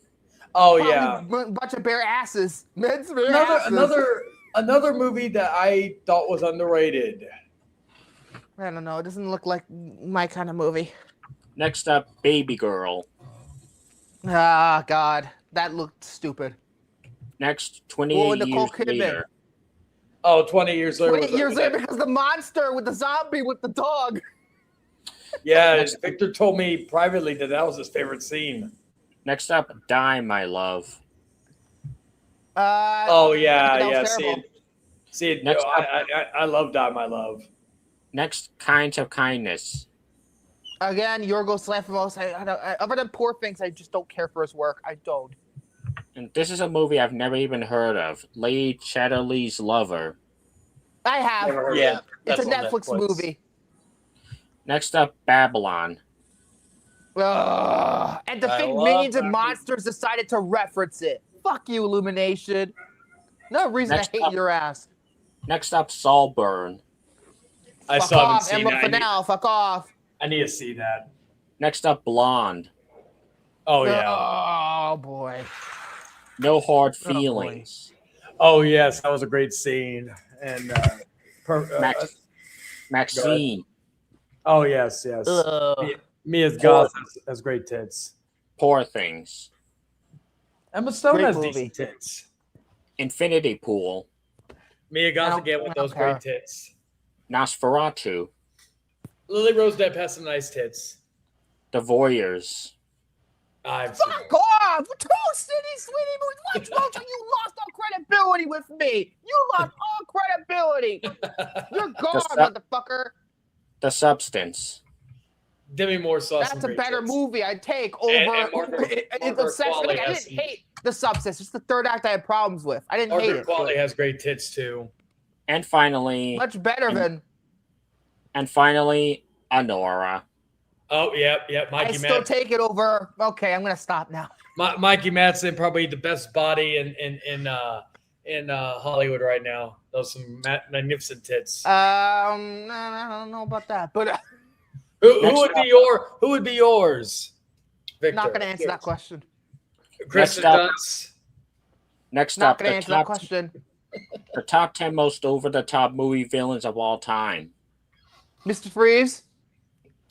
Number 10, Dr. Robotnik and Sonic the Hedgehog.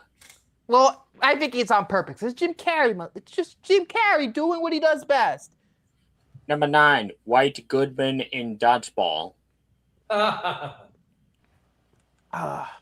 Number I never 8, saw Dodgeball. Number 8, Billy and Stu in Scream. Yeah, Yeah. I'm getting a little woozy here, man. Number 7, Fuck off. Number 7, The Wicked Witch in Wizard of Oz. Yeah, I could see. Number 6, Freddy Krueger in Nightmare 3. Yeah, because of the scene with the television, not ready for Welcome prime, to prime not ready for time, prime bitch. time, bitch. If it is, it's Number welcome to 5. prime time, bitch. That's the line. Number 5, Dr. Evil in Austin Powers. I love, at least in the first one, I love Dr. Evil. I haven't seen the other ones, so only the first one. Number 4, Joker in Batman 89. Well, it's Jack Nicholson, so it comes with the territory. Number 3, Castor Troy in Face Off. Oh, I love this. I was hoping he was in here. Number 2, Beetlejuice. Beetlejuice is the villain? I thought he was supposed to be the good guy. Anti-hero. Now for some honorable mentions. We have Jacob Magto in Zoolander. I think that's Will Ferrell's character. Yeah. Stanfield in Leon the Professional. Oh, yes. Do I still have the line? Hold on. Do I still have it? I think I still do. Come on. Give it to me. Let me see it. Hold on. Fucking move my... Did I delete it? I swear to God, I don't think I did. I can't find it. Oh, here it is. Everyone! Oh, I thought it was going to be the Mickey Mouse line. I haven't got time for this Mickey Mouse bullshit! There we go. There you go. Next up, Dante Reyes in Fast X. Oh, I love That you know Jason what? That Momoa, was the he best is part of that so- movie. best part. He was having the time of his life. He knew what movie he was in. That's the thing. He was having the time of his life, and I loved him for it. Yeah, Carl like Hurst just in knew Shoot what 'em Up. movie he was in. What's up? Carl Hirsch in Shoot 'em Up. Paul Giamatti's character. Oh, Oh, Paul Giamatti. Dark Helmet in Spaceballs. Oh yeah, yeah. And number 1, Goldfinger. Oh, Mr. Bond, I expect you to die. Finally, let's go over the top 50 most Hold underrated on, my sci-fi. net's going crappy. There we go. The top 50 most underrated sci-fi movies of all time. Okay, underrated. All right. Number 50, Cloud Atlas. I don't know. I've I've never seen it. I've seen a good bit of it, and I really want I hear to a lot of finish people it, really but I like really it. Then like again, they blow on Speed Racer, so I don't know. I'm not sure. Number 49, The City of Lost Children. I heard that's such an interesting movie.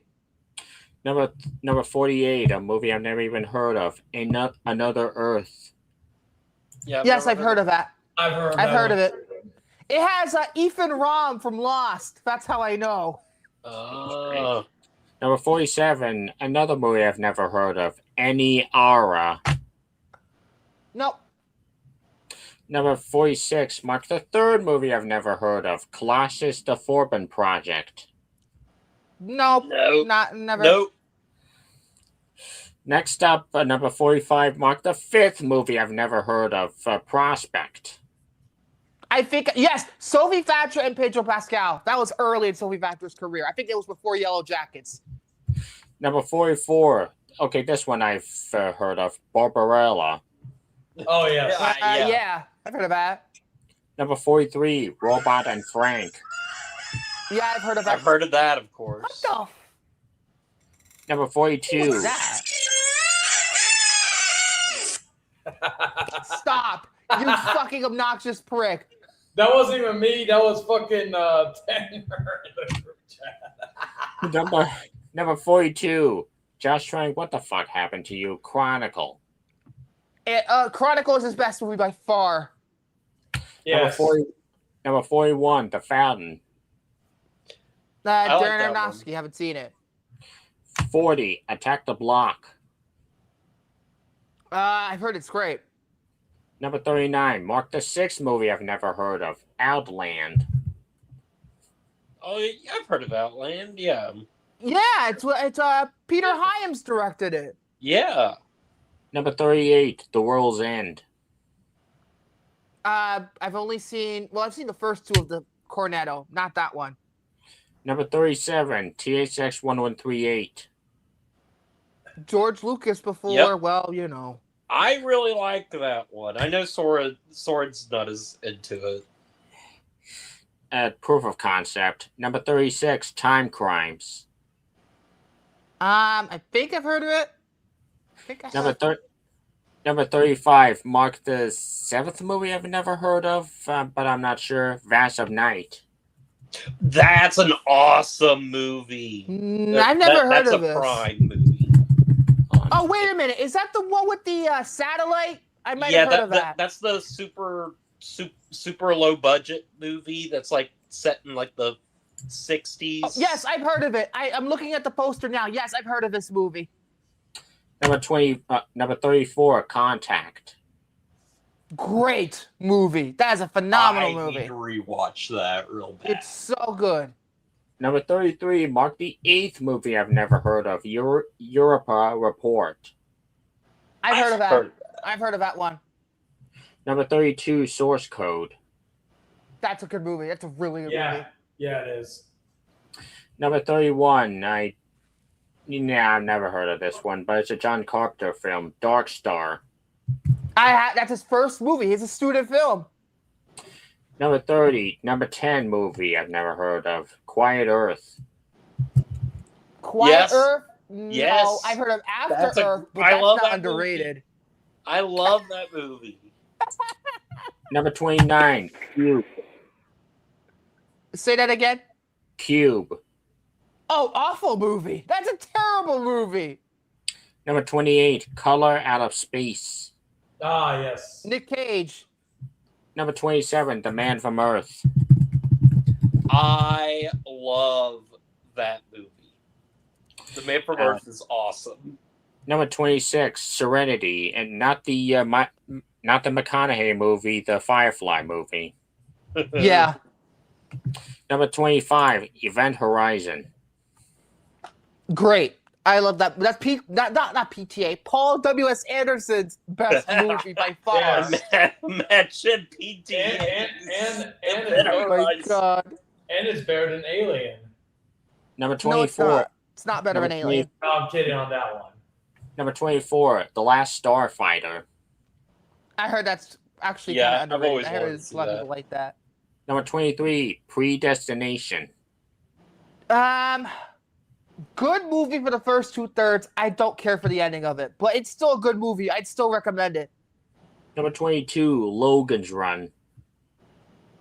I've always I've heard heard that's things cool. about that. 21, the original Solaris. I want to see that. I don't even know if the Steven Soderbergh remake is going to do me any favors about that one. Number And 20, I love Soderbergh, but Number 20, Pitch Black. decent. I Number like the 19. third one better. Chronicles of Riddick can go fuck off. Number 19, Mark the Wait, 11th. Chronicles of Riddick? Not Riddick? It's horrible. Chronicles of Riddick is the worst one by far. It's awful. What the fuck? Number That's what 19, Riddick, the most third people one's the think. best one. Number 19, I Mark the like the 11th. third one. Mark the 11th movie I've never heard of, The Endless. I've Yeah. heard of that, I think. Number Let me make 18, sure. Number 18, Dark City. Yes, I've heard of that. It's from Aaron Moorhead and Justin Benson, who they're doing a lot of Marvel stuff now, a lot of TV for Marvel at this point. Number 18, Dark City. Great movie, a phenomenal movie. Number 17, Ad Astra. Walked out about an hour in. I it's really so boring. like that, but I'm also interested because apparently the director is like, that is not my cut of the movie. Number 16, A Scanner Darkly. Richard Linklater, the rotoscoping movie. Number 15, Crimes of the Future. Oh, I don't Love that know about movie. that. Number 14, Enemy Mine. Yeah, I've heard of that with Dennis Quaid. Number 13, The 13th Floor, the 12th movie I've never heard I of. heard it's actually kind of a decent movie as well. Okay, let me just make sure. It's produced by Roland Emmerich. He didn't direct Yeah. it though. He produced Yeah, I've it. never heard of it. Number 12, 2010. Yeah, the sequel to 2001, the one that is for more common sense folk like me who don't like art out stuff. Apparently, I don't know. That's what I've been told. Number 11, Primer. Very low budget. Heard it's pretentious. Number 10, Heavy Metal. Yeah. Animated. Number 9, Mr. Nobody. A Jared Leto movie. Yeah. Number 8, Silent Running. I think I've heard of it. Number 17, Number 7, Equilibrium. I walked out 10 minutes into that movie. Number 6, Strange Days. Great movie. I have seen that. It's a brilliant movie. That, I think, to me, is my favorite. It might be my favorite Catherine Bigelow movie. I think it might be. Number 5, High Life. No. A24 back when they were pretentious. No. Number 4, Existence. David Cronenberg. Number 3, Sunshine. Third act kills it for me. Sorry. Number 2, Gattaca. Good That's a movie. good Haven't seen it in a while. And number 1, in the words of Jordy, Moon. Moon is actually a good movie. I think it That's is actually a good movie. Now, I would have gone with like Teen Choice Whisper. It's almost 10 o'clock, so I'm not even going to try and risk doing a decade of this fucking I thing. still got my 100 movies of the year or of all Well, time. fine, you go do that quickly. All right. Let me. Besides, people liked my obsession epic rant. That's what I wanted to put in the fucking table contents. Epic rant, not a review. Epic rant, Soren. Is it epic because you think it is, or is it epic because the people think it is? Well, epic because I got really mad. Okay. Anyway, let's see. Give me a second. Okay, so here we go. Got my lighter? Yeah, I do. Okay. All right. So let's see. Where am I at? Okay, let me go to my Letterboxd lists. All right, here we go. The House of Chayton's top 100 films of all time. Do I have it in here? If not, it will be an honorable mention. Let me double check. Make sure. No. Okay. All right. So one honorable mention. Obsession. No, I'm kidding. I just wanted to piss off Victor with that one. Anyway. All right. So do I have? Because if I don't have it in, okay, I do. Okay. All right. So here we go. All right, so starting off at number 1 or number 100, the most underrated Jim Carrey movie of all time, and one of my personal favorites, The Cable Guy. Yeah. The Cable Guy. That's a good movie. That's a really good movie. I like that movie a lot. We'll have to review it on the Popcorn Panel one of these days. Number Wait, we 99. do? I thought it was. I have to check the wheel again, but I don't remember. Oh wait, I think Chayton did put The Cable Guy, didn't he? I don't. Yeah, remember. I did. And It's been a very long time, folks. Did you update my wheel with the? Yes, I did update that. We'll get to that shortly. Okay. All right. Anyway. All right. So number 99, Wild Things. I own it. I just haven't watched it yet. Number 98, Scooby-Doo and the Witch's Ghosts. I haven't seen I haven't that seen is- that, but I've only seen Zombie Island. Out of these, That is my favorite. Number Yeah, 97. movie. It's my number 2. I'll get to my number 1 later. Number 97, 8mm. I heard that's a phenomenal movie. I really need to watch that. I've been wanting to see it ever since we talked about it. I think we were talking about I don't know. Oh, I think it was the Teen Choice Awards when I first did it. We were talking about 8mm because maybe Nick Cage was in it. We saw it made money, but I need to see it. Number 96, Jawbreaker. I haven't seen it. Number 95, Austin Powers and the Spy Who Shagged Me. Best one. I can't say I've seen it. I've only seen the first one. Phenomenal soundtrack as well. Number 94, 3:10 to Yuma, the remake from 07. Good movie. I like that. Number 93, 1408. I've seen. That's a good I think one. I've seen parts of it on TV, but that's it. Number 92, I Am Legend. Underrated. You know me. Both endings kind of stink, but. Number 91, No Country for Old Men. Yep. Great for the first 2/3. Third act stinks. Number 90, Rush. Yep. Great movie. That's a phenomenal movie. Number 98. Which one are we talking about? Are we talking about the Ron Howard movie? Or are we talking about the Yes, one the with Ron Jason Howard movie. Patrick and Jennifer Jason Leigh? Because they're both great. The Ron Howard. Okay. Number 89. American Hustle. Can't say I've seen it. Number 88. Evil Dead 2013. Great. Yeah. I love it. It's the best Evil Dead movie. Number 87. Prisoners. Yep. Good movie. Not my favorite, Denis. Number 86. Blades of Glory. I haven't seen it. Blades of Glory. Oh, Jesus. Number 85. Tropic Thunder. Yep. Still need to see it. Oh wait, I did put Obsession in here. Number 84. Obsession. Piss Next. off, asshole. Although it may go The higher. whole time. Piss off, asshole. Number 83. Well, you know what, Victor? I didn't plan this, but this is just for you. Batman Forever. Batman Forever. Number 83. It's from a rose. Oh yes. Oh, great. Baby, I can Oh, tell Jesus. you. Number 82. The Stepfather. I understand now. I mean, I like Kiss from a Rose as well, but I understand why Hunter prefers the U2 song in that movie better. Oh, I don't like U2. But two each songs. I like Anyway, U2. I like them. I only like two songs. There's Bullet in the Blue Sky, and I still haven't found what I'm looking for. That's the only two songs that are worth a damn. Anyway. Oh, yes. I heard about that. Yes. Anyway. 82, The Stepfather, the original. I've only seen the remake, unfortunately, and it's terrible. Yeah. Number I 81. like the original Stepfather. Number 81. What I think is Catherine Bigelow's best movie. Near Dark. I'm going to say Strange Days, like I said before, but not a bad movie. Number 80. James Cameron's best movie. True Lies. Yep. And also his last great movie. Anyway. No. I think he's still consistent with his work.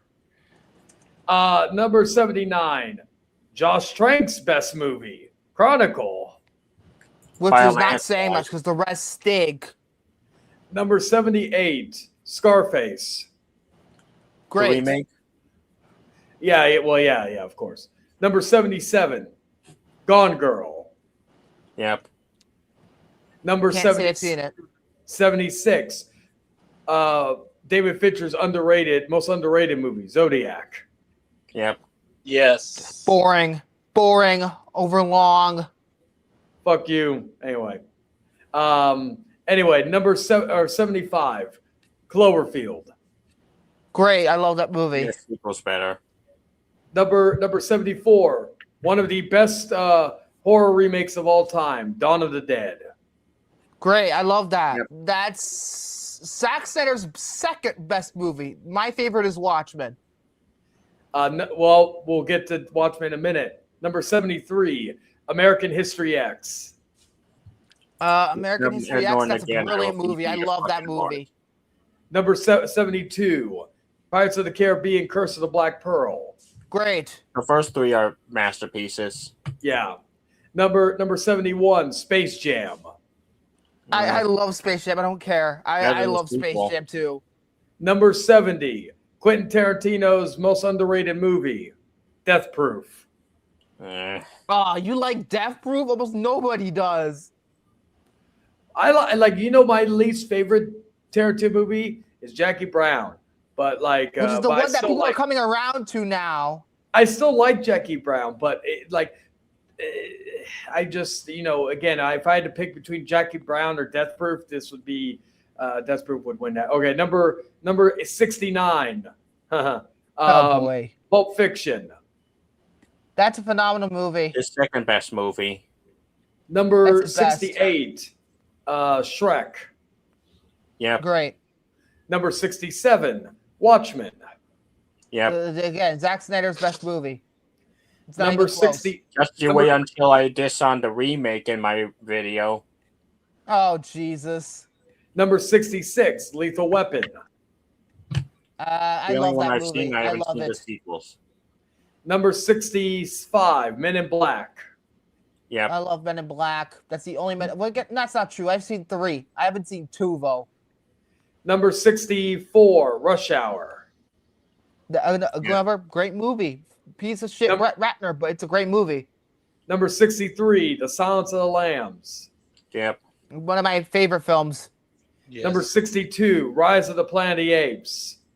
Dawn and my- War. my I put favorite the entire one. I put the entire quadrilogy. Honestly. I would, you know, like some of these you could just say the all that, but yeah. Number 61, Christopher Nolan's. Do I have any others in here? Actually, I made. Yeah, I do. Christopher Nolan's most underrated movie and one of his best, Insomnia. Insomnia is fantastic. Yeah. It's fantastic. I'm not just saying that because Catherine Isabel's in it, but that's a selling point. Number 60, Goodfellas. Yep. Great. Great I love movie. Goodfellas. Number 59, The Wolf of Wall Street. Yep. Another great movie. Number 58, Casino. Yep. Haven't seen Casino. That's a great movie too. Number 57, probably the outside of Obsession, probably the first controversial one in here of how high it is, even though it's kind of low still by my standards. Terrifier 3. I haven't seen Oh God. Number 56, another probably controversial one to some people, Star Wars Episode 3, Revenge of the Sith. Great movie, but I wouldn't put it this high. Number 55, you could put the entire trilogy in here, but I put Star Wars. I put pretty much the entire Not a trilogy. New Hope. We're not calling it a New Hope. I'm gonna call it a New Hope. That's how I knew when I was a kid. Damn it! That's I'm how I calling it a separated New the Hope fucking because Star that's Wars the title movies. of the movie now. I call them Star Wars, The Empire Strikes Back, and The Return of the Jedi. That's how Episode 1, 4, Amen. 5, and 6. They will ever. That's how they were known I as when I was a call- kid. So I don't care. I call Return of the Jedi the other third movie. What about Revenge of the Jedi? You call it Revenge of the Jedi instead? No. I call it Revenge of the Jedi because I'm that cool. All right. Number 54, Death Sentence with Kevin Bacon. Good I haven't movie. seen- I will, not one of my favorites, but it's good. Number 53, Fade to Black. Good movie, yeah. but Thanks for again, introducing me to it. Yeah, no problem. Number 52, Batman Mask of the Phantasm. great movie. It's a phenomenal movie. Honestly, the best Batman movie of the 20th century. Honestly, Number I feel like you said the 20th century. I was just like, oh, I don't know about all time, but Number 51, A History of Violence. great Yeah. movie, phenomenal movie. That's my favorite Don't need to Cronenberg, see hands it. down. Number 50, Once Upon a Time in Hollywood. Yep. Good movie, except for City Sweeney. You should fuck off, but the rest is good. 49, The Mummy. Which Good one? movie. Good movie. No. No, you the better- original. No. The original, not the one that No. has No. Forever. The Brendan Fraser one? Yes, the Brendan Fraser one. Yes. Yeah, Okay, Lee that's- Cronin's that The was- Mummy's definitely gonna make his list. Number 48, John Carpenter's Vampires. Probably his most underrated movie. That's one of the Carpenters I haven't seen.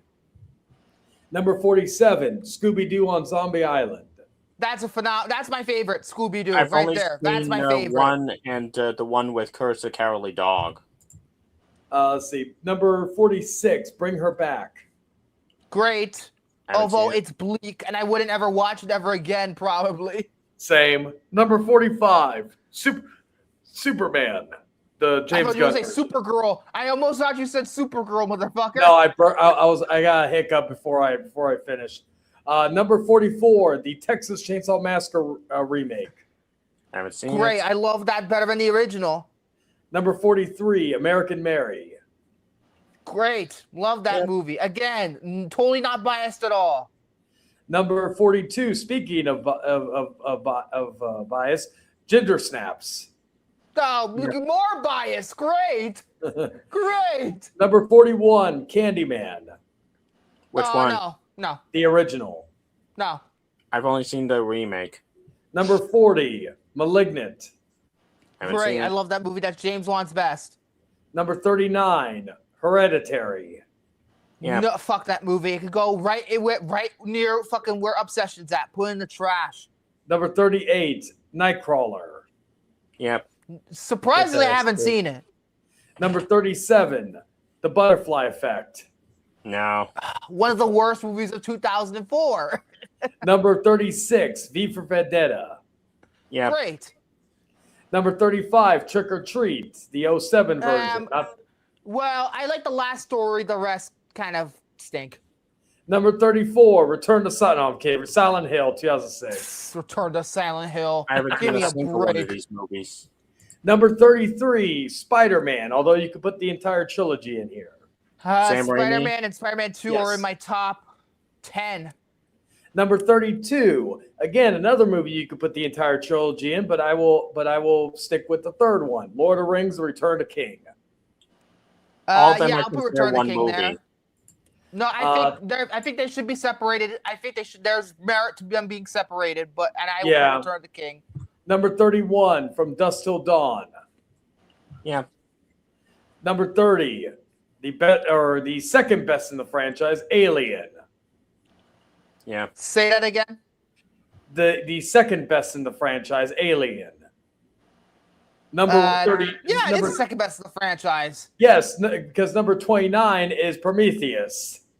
No, Aliens. Fuck Prometheus. Aliens, I think, is my number 4, I think. There's Aliens, there's Alien and Aliens, and to me, that's it. Maybe the TV show will help me, but the rest... Number 28, Barbarian. I haven't seen it. No, not good. Not good. Thankfully, it's finally getting a 4K release. Yes, thank goodness. Not good. Number 27. Fox is ashamed of the movie? I'm like, oh, I see why. Number 27, The Punisher. Thomas Jane. Underrated. Good movie, again, not one of my favorites. Number 26, Lost Highway. Not one That's of my a favorites. good I don't movie. care for Dave. I don't care for David Lynch. You know that. And David Lynch, one of my favorite directors. Number 25, X, but you can also put the entire trilogy in here.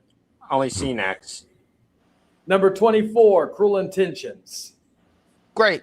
Love that Number movie. 23, Event Horizon. Underrated. Good movie. Good movie. I like it a lot. Number 22, Die Hard. You could basically put any Die Hard except the fifth one. Yeah. Of course, Number not 20 the fifth one. You Number silly 21, goose. Number 21, Logan. Yep. It's up there for me too. Love it. Number 20, another one you could basically put every movie except the fifth movie in this one, Toy Story. But I'm putting the original. No.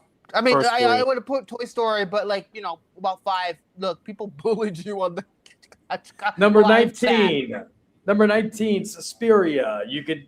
I have the original, but no, put both in the trash. No. I love both you of them. Number 18, Joker. Yeah. Good movie, but again, I feel like over time now, I feel like Jared. Over time, I like it less and less, but I still like it. But it's like, Yeah, it's still I great. don't It's see still about a the great sequel, the movie, better. but I'm just like, I'm not as into it anymore. I'm not an Number- edgy 19-year-old anymore. Is what I'm trying to say. Number 17, what do you call it? Tom Cruise' second best performance, Collateral. Yeah. It's one of his best, but his second best performance, Jerry Maguire, and his best is Magnolia. If I wanted to be objective about it, but Number 16, Natural Born Killers. Yep. never seen it. To be fair, honestly, I don't know what Jared's Alexander love had to do with this, but I want to get more into Oliver Stone movies now. Look what you made me do, Jared. Number I watch fucking Nixon. Don't start with U-turn. Whatever you do, just don't start with U-turn. See, next, 1 second. I see Hunter. His second best performance was on Oprah. Still better Anyway. than the scene in Scary Movie 4. Number 15, The Dark Knight. That's my Great. number one. Number 14, Freddy versus Jason. Awful movie. Awful, I haven't awful, seen any of awful, the Freddy awful or movie. Jason movies. Number 13, Zoolander. Good I movie. haven't seen that. Number 12, the best comedy in this, of all the movies in here, The Mask. Yep. I mean, I What like else The in Mask, but this? again, Dumb and Dumber was the better Jim Carrey movie that year in '94. Overrated. Anyway, number No, 11. it's not. Number 11, The Guest, which I I've just seen it. reviewed, but Like it's that movie all, quite a bit. And then number 10, Face Off. Good I movie. love that movie. I fucking love Face Off so much. Number 9, Predator. Yep. The best Number- Predator movie, Predator, technically speaking, Kill is of Prey, Killers, followed by Prey. Badlands. Number MVP. 8, Halloween 4, The Return of Michael Myers. Nah. Number I know That's I my got favorite Halloween Halloween but- movie. Whoa. There we go. Number 7, Interview with the Vampire. That's all Yeah. I'm saying. Great movie, Hint, great movie, great movie. Amazing. Number 6, The Batman. Yep. Good, very Yep. good. Great movie, actually. And now we're in the top 5, the heavy hitters. Number 5, American Psycho. Yep. Overrated, not good. You shut your whore mouth. Anyway. I hate Oh, that he's- movie. I really dislike it. Number 4, The Craft. Haven't Great. seen it. I love that movie. I fucking love that movie. Number 3, Fright Night from 1985. Good movie. Number 2, David Fincher's best movie, Fight Club. You can't Yep. talk about it. And number 1, The Crow. Yep. Again, another great movie, but I prefer Dark City. I do. I prefer Dark City over The Crow. So yes, And that is my- my. Remake. So I think for that list, I think I only pissed people off probably once or twice. Maybe with Obsession and maybe Terrifier 3. Wait, shit, you forgot Avatar. Thank you. Thank you. Thank Well, you. I'm shocked Victor didn't bring up that I forgot Scream. I'm surprised Scream wasn't on here. I'm surprised about that. Scream as would have well. been an honorable mention, but like again, these are like the top 100 film. Like these are like over the years, whether it be early years or just in recent memory. These are the films that like I go back because I judge it off of a few things. I don't just judge it off of like cinematography, acting, all that stuff. I look like all these movies. If I was in a bunker and I had no access to anything, streaming, anything, if I only had to pick DVD, VHS, Blu-ray, 4K, what have you, what would be the 100 movies that I would watch again and again? And something I would now, granted, maybe Bring Her Back is probably one of the rare exceptions. It's so good, but it's not a movie I'd ever watch again. But like most of these movies, like I would say 99% of these movies are movies that I could just live the rest of my life and watch all these movies and be okay with. And again, that's why some movies are lower because, like, for example, some of the like Casino and Goodfellas, they're great movies, they're masterpieces, but they're long, and like movies like, for example, fucking Zoolander, The Mask, Fravors, Jason, they're higher up because or even The Guest, they're easier movies just to sit down and watch, And then I'm looking forward to Adam Wingard's new movie because I feel like it's gonna be like not similar to The Guest. I think it's more of an action movie, but it reminds me getting of away The from Guest. Godzilla is what I'm trying to say. But again, Yes. he's like the best American Godzilla director. So Oh, he what is. does that He is. tell you? No, Adam Wingard is a excellent director. I just don't like Blair Witch. I hate Blair Witch. That's the only one. That's his only blemish, in my opinion. And then Hold on a his second. Mumblecore Porno movies. Obviously, they're not great. Oh, you forgot The Room, The Fanatic, and Wardrobe. Well, see, those movies I would probably put in honorable mention, just movies, but those would be more so movies that I would watch just for pure enjoyment. But yes. So actually, that didn't take as long as I thought. So now you could probably get into your teen choice thing, Victor. Oh, actually, no. I'm going to save that for next week. I feel like I pissed off people enough. So let's just get to the Jungle Book now because I want to talk about this fucking movie. Especially it's one of Jared's favorite movies. I'm going to give it the respect it deserves. So here we go. This is not a game. The jungle is no longer safe for you. You're being hunted by a tiger. Down. Have I got your attention now? How many lives is a man cub worth? Trust in me. Seize him. This is my Jungle Book. Rated PG.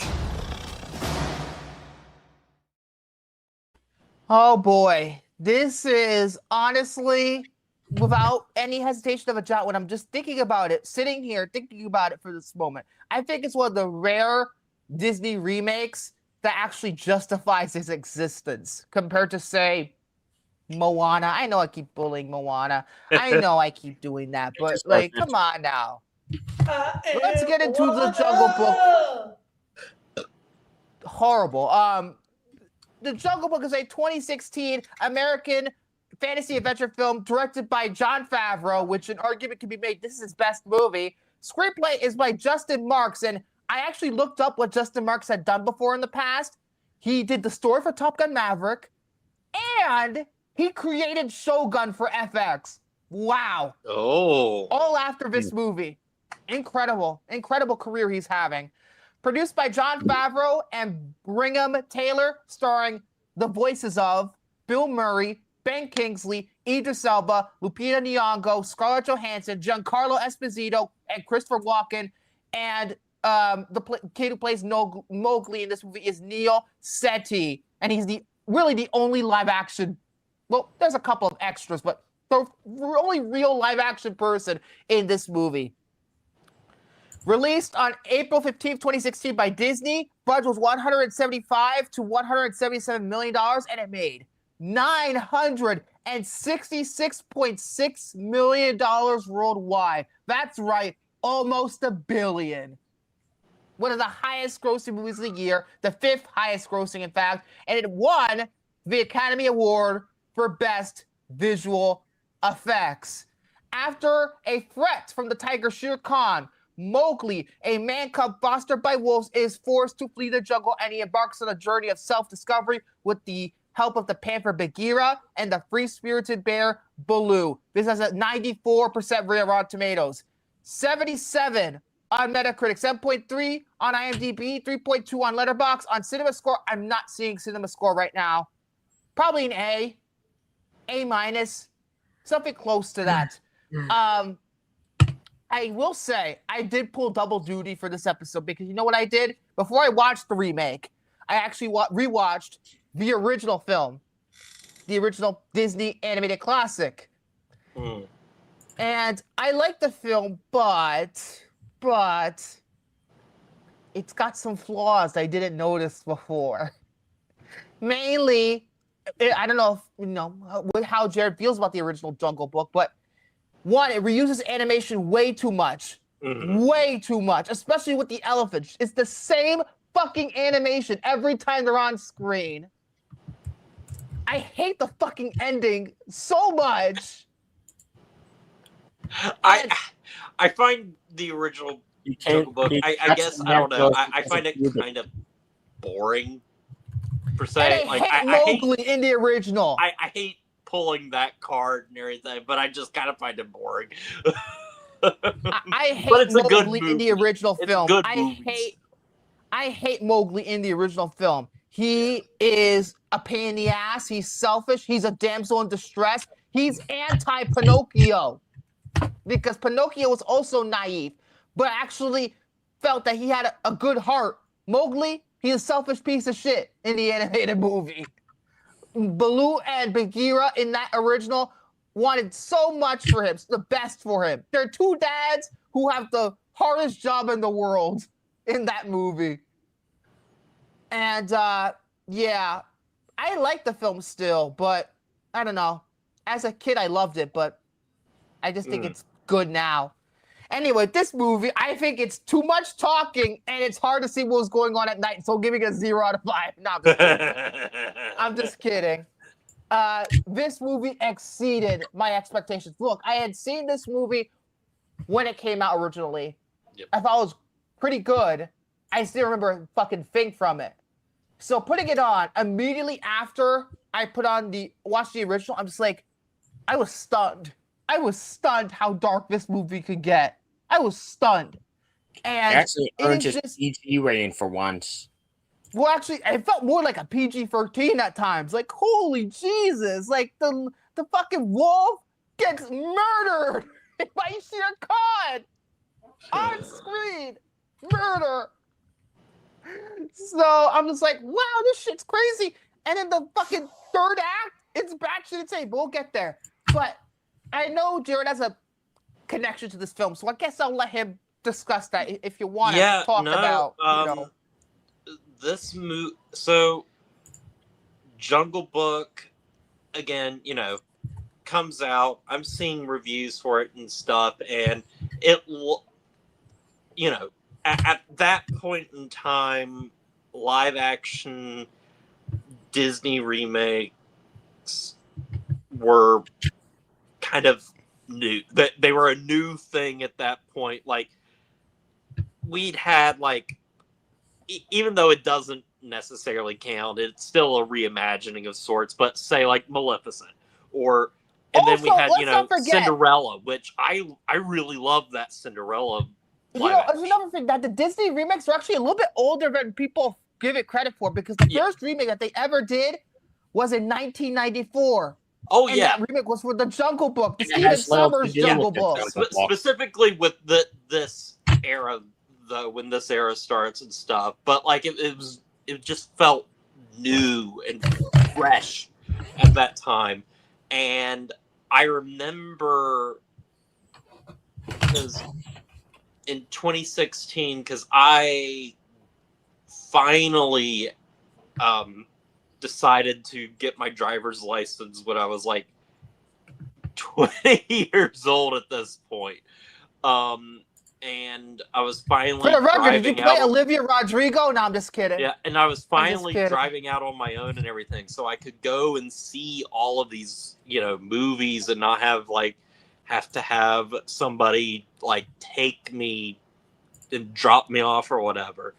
And I remember sitting down and watching that movie, and I watched it in 3D. This was just such a special movie for me. It was one of those movies where I was literally just sobbing the whole time, even though there was nothing sad or happy or anything happening on screen at the time. It's just I was like, man, I'm watching something that's really special for me, and it's something that I've always gone back to, where I'm just Jungle Book feels like I'm rediscovering a lost classic in a way that people have almost forgotten about at this point, because I'm this movie made a shit ton of money and was beloved, but I think that it's in the years since, because of it's the stigma, a lot of the live action Disney remakes and stuff, it's the stigma kind of become forgotten. And then you also have assholes like Doug Walker that went into the movie, decided that he wasn't going to like it before he even watched it. Did Scarfillas hate this movie too? I wouldn't be fucking surprised if he did. Expect nostalgia critic. He's more popular. Well, back in the day, he was great. Not so much anymore. But no, this movie is very, very special for me. I remember, I don't even have it anymore, probably, but I remember it Schaefer gave it 3 out of 5. 10 back in the day. Well, of course he did, fucking asshole. But yeah, no, I'm rambling at this point. This movie's just so special to me. I think, you know what? I feel to me, it perfectly stays in the spirit of the Disney movie while also bringing in the original Kipling stories and taking it into an entirely new direction, much darker direction. I feel there's certain things that call back to the original, and it's used so perfectly. For example, I don't know why I feel the opening of this movie is just so brilliant and how it's done. Allow me to explain for a moment, because the way they do the title sequence, where the Disney logo essentially is changed to a sort of hand-drawn. That's according to John Favreau, that's all hand-drawn multi-plane. And then as it finishes, the camera goes back. Then Yes. the visual effects come in, back, and then we eventually lead to the first shot of the river and how it's done. Wow. The only thing that would make it perfect for me, this is me being biased now because it's my generation, but imagine what they did if they did, because it's John Debney composing this score, because he composed the old music for the old Disney logo from my generation, blue background, blue gradient castle. Imagine if the movie opened with that castle and then it goes back. That would be a 5 out of 5 movie if it opened that way. Man. Still great, but imagine how that could have. If that was done, I'd be crying. I'd be crying. I think, and this is why I think Jungle Book succeeds where many of the live action Disney remakes fail. And the thing is, most of the live action Disney remakes I don't hate. I think most of them are I'm kind of gonna pause this. they are serviceable movies on their own and everything. But I feel like a lot of them just go through the same beats of the story, and like they'll add something that wasn't in the original here and there and everything, but it's the same movie. Whereas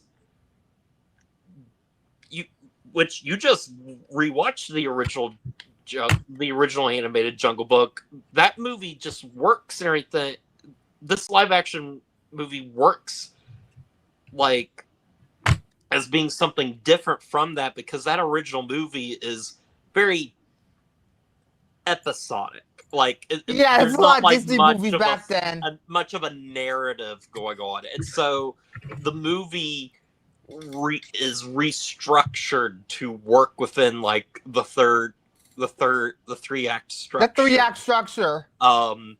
And it's why, like, I also think that the movie that came out before this, Cinderella, also worked, because though that one has a little bit more of a narrative and stuff, it's a very episodic kind of movie, despite it but it's like it adds things and layers to that film that maybe couldn't be present in that original film.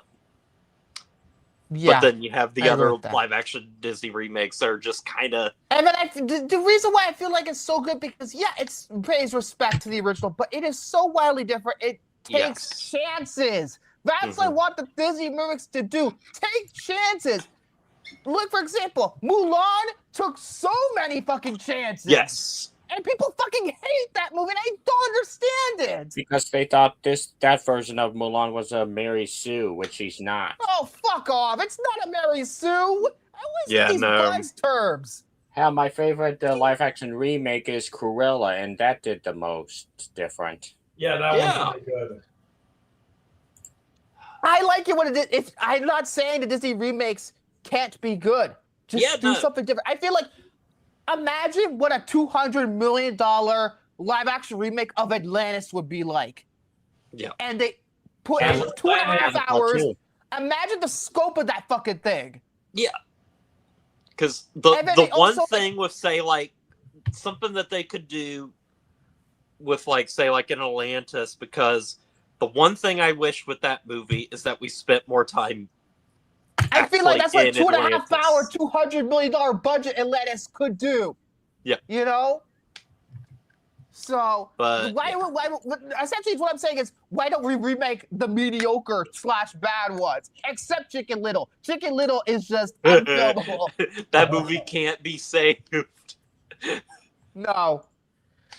But yeah, so I just love how this movie is like right from the get-go.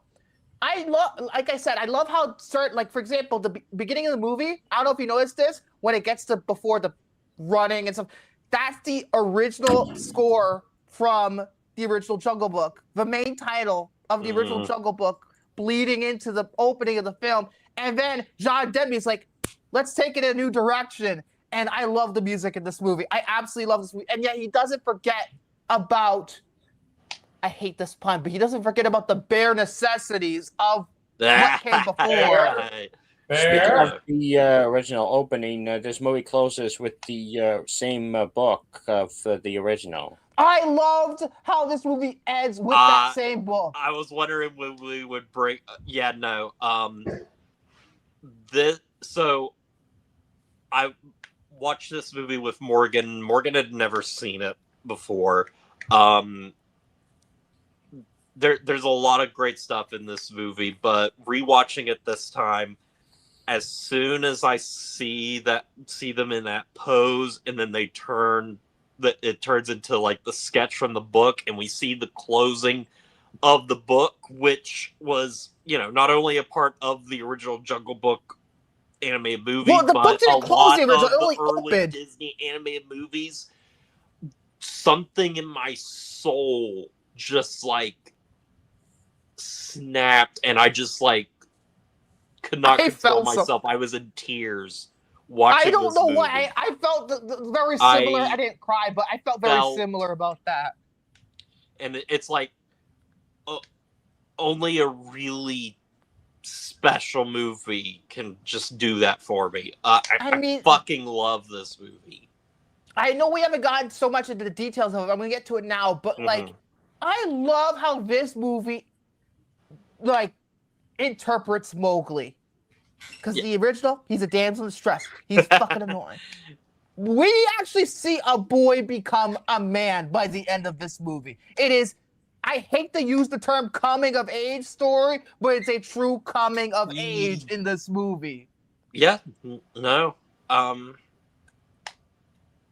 the kid's fantastic. He's fantastic in this. How has he not gotten work after this movie? I don't know. No, I just, and Especially you know what? He considering had he to do so much and especially everything considering- because a lot of those actors were not actually present. No, because they didn't really do much mocap, I don't think. Yeah, no. They filmed the it's entire like thing on the he's green working screen. with very, very little, which just calls to the. You just have to look at Jon Favreau too and everything with just like the direction that he gave him. Not only to mention that, also I want to bring up the casting director because it's Sarah Hollyford, one of the best casting directors in Hollywood. She has done pretty much every MCU project. She's done a lot of Jon Favreau work, especially on The Mandalorian, and she knew how to cast this role, and she cast it brilliantly. Honestly, just every casting decision. Yes, was every casting decision. The best. Like even something that's like, say, very different from the original, like say like Scarlett Johansson as Ka. That's totally different from the original. But with making Ka like playing into the more seductive nature of Ka and looking into Ka's eyes and everything, having Scarlett Johansson speaking to you, just a perfect idea. And then I also like,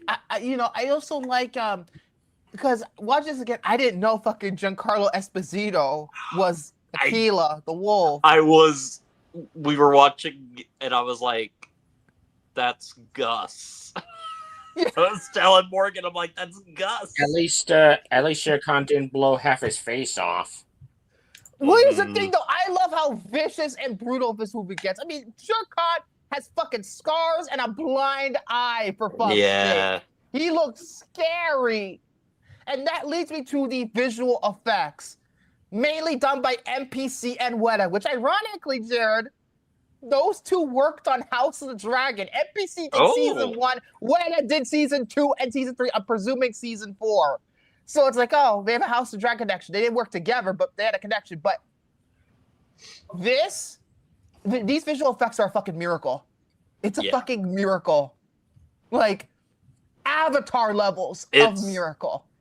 It's one of the things where I'm just like, you know, regardless of what you think of the Lion King movie that they did, after this movie, I 100% understand why they would want to do a Lion King, because this technology and what they did was incredible.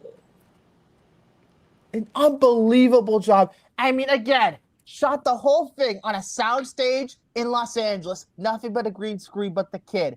And yet, what we see on screen is just so photoreal. And I think, unlike the Lion King, I feel like the animals are more expressive than in the Lion King remake. Yeah.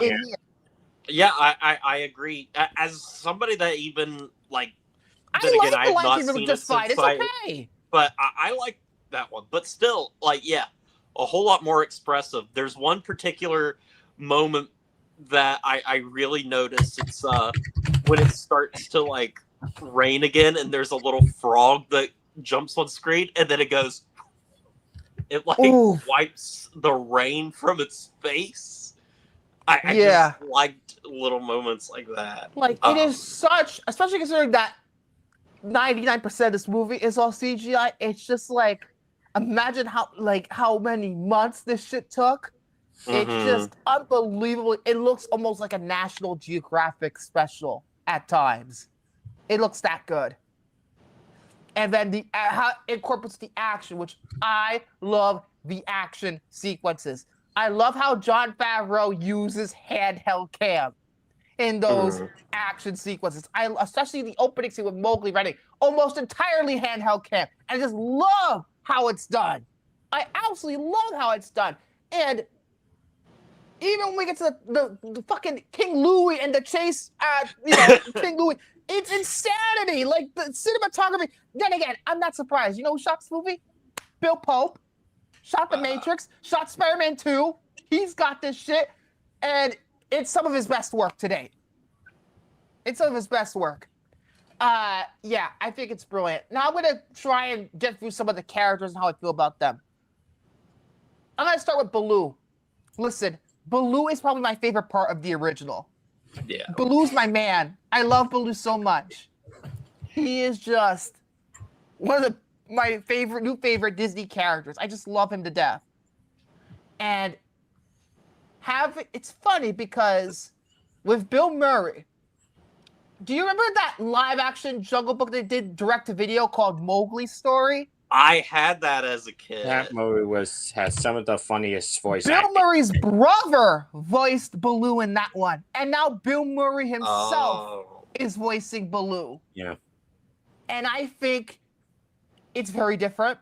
It's essentially almost like Bill Murray playing himself, but in the best way possible. He brings Baloo, sort of like what Will Smith did with the genie. He makes him his own. It's just a perfect piece of casting. Like, when you say, like, Bill Murray as Baloo, it's like, yeah, I could see that. Like, totally. The deadpan delivery he gives to Baloo is just wonderful. It's a wonderful, wonderful, wonderful performance. Ben Kingsley as Bagheera, phenomenal. Much better than Young Washington, which he's also in. Yeah.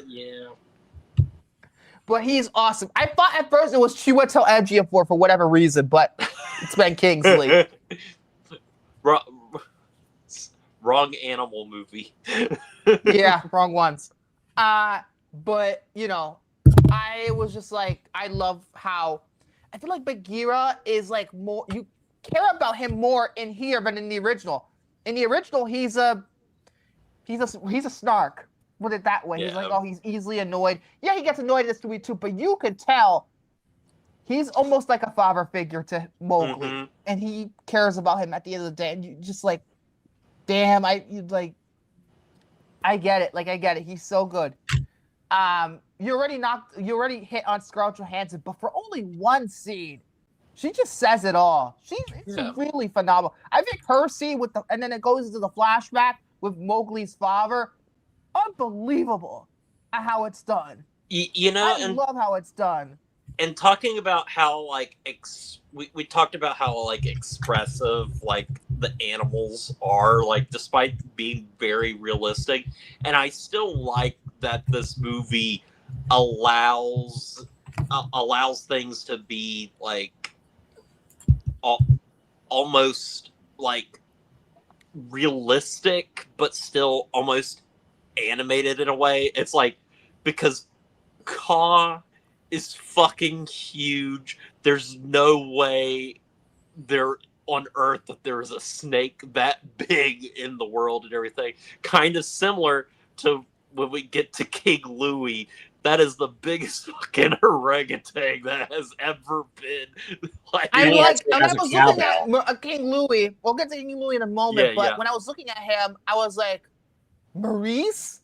yeah. But yeah, let's see. I hit on Giancarlo Esposito. Oh, the most underrated character in the movie, Lupita Nyong'o. Oh. Phenomenal. Oh yeah. Phenomenal. But again, when is she not good?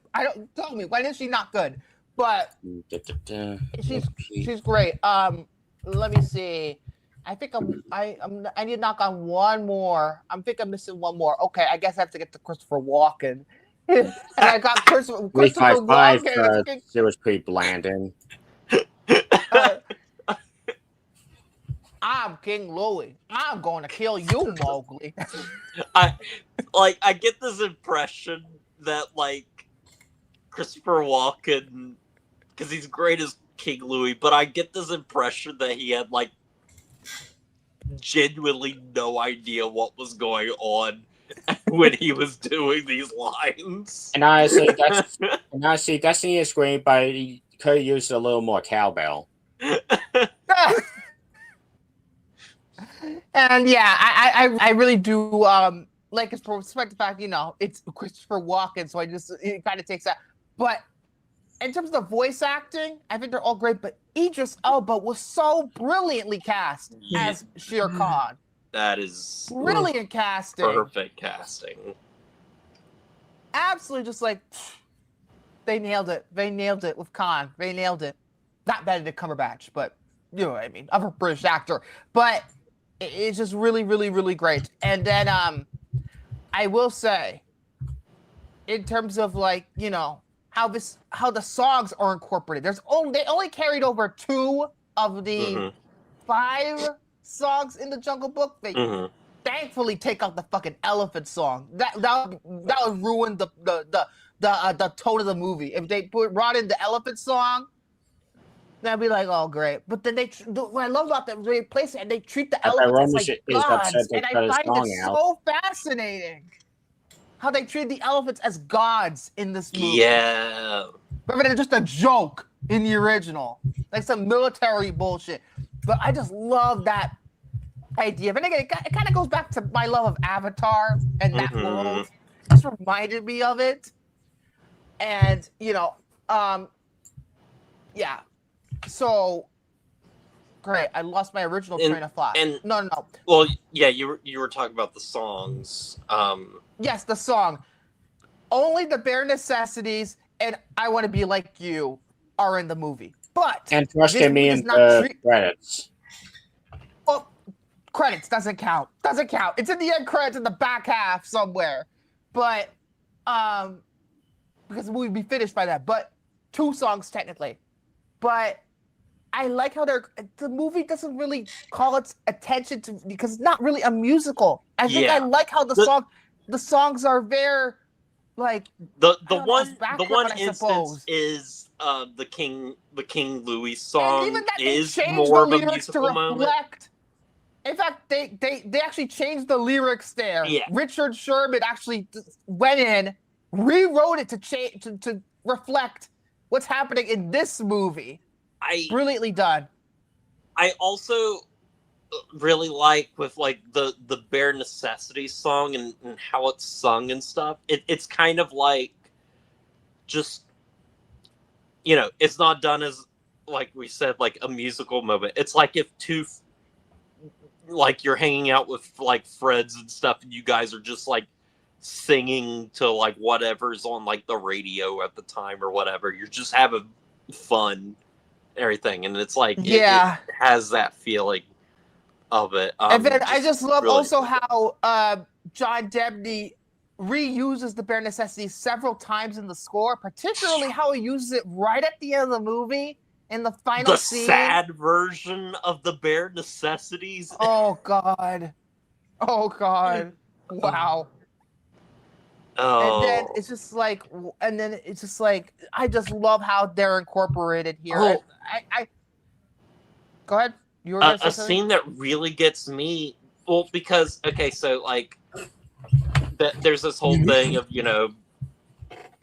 Mowgli can't, like, Mowgli is a man and stuff, and so like he can't be doing man things in the jungle and stuff. It's like it's the way of life in the jungle and everything. That this just, it's not helpful.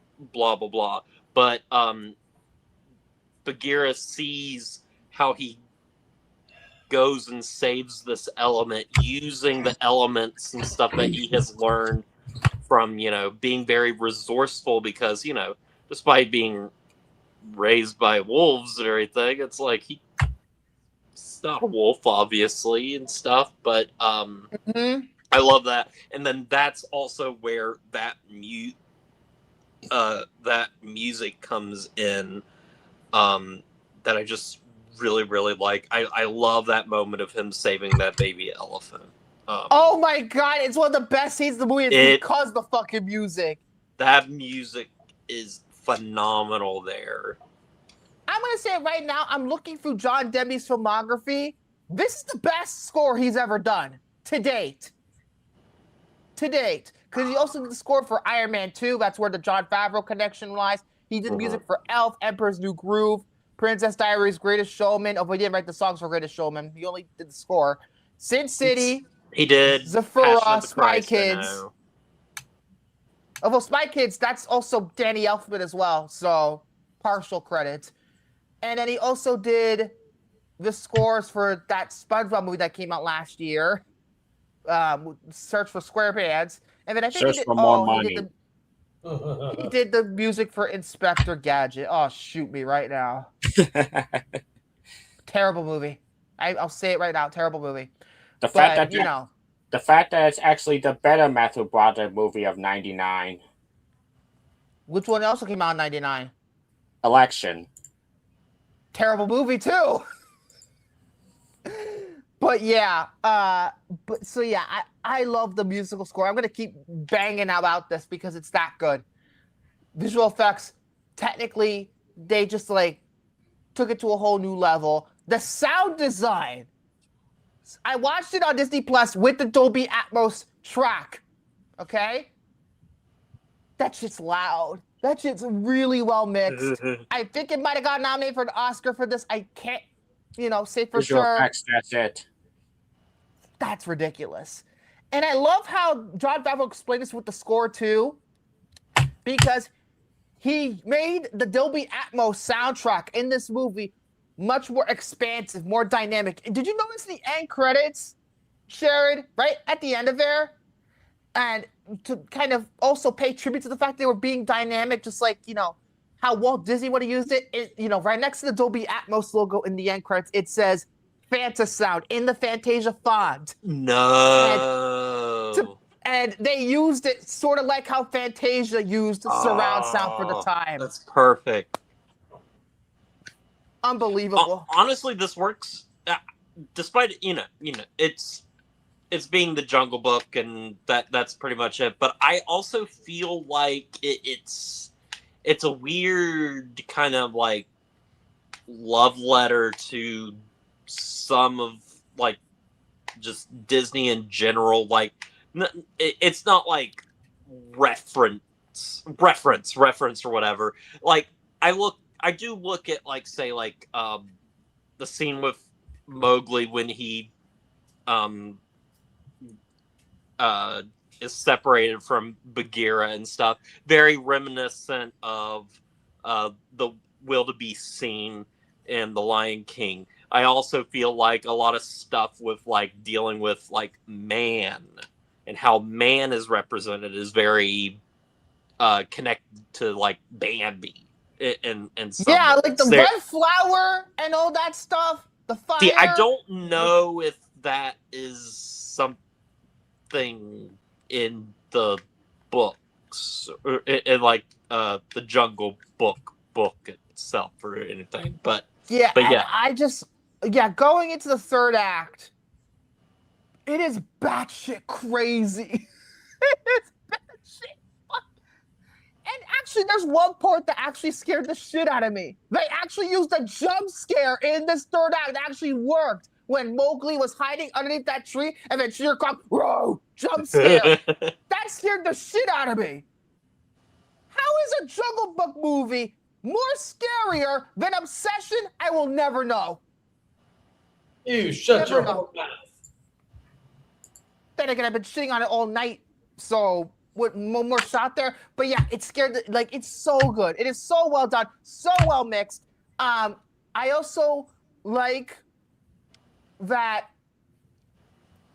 We talked about the close of the book already, but then the end credit sequence and how it's done, and then King Louie is, he's, I guess, it's presumed that he's alive.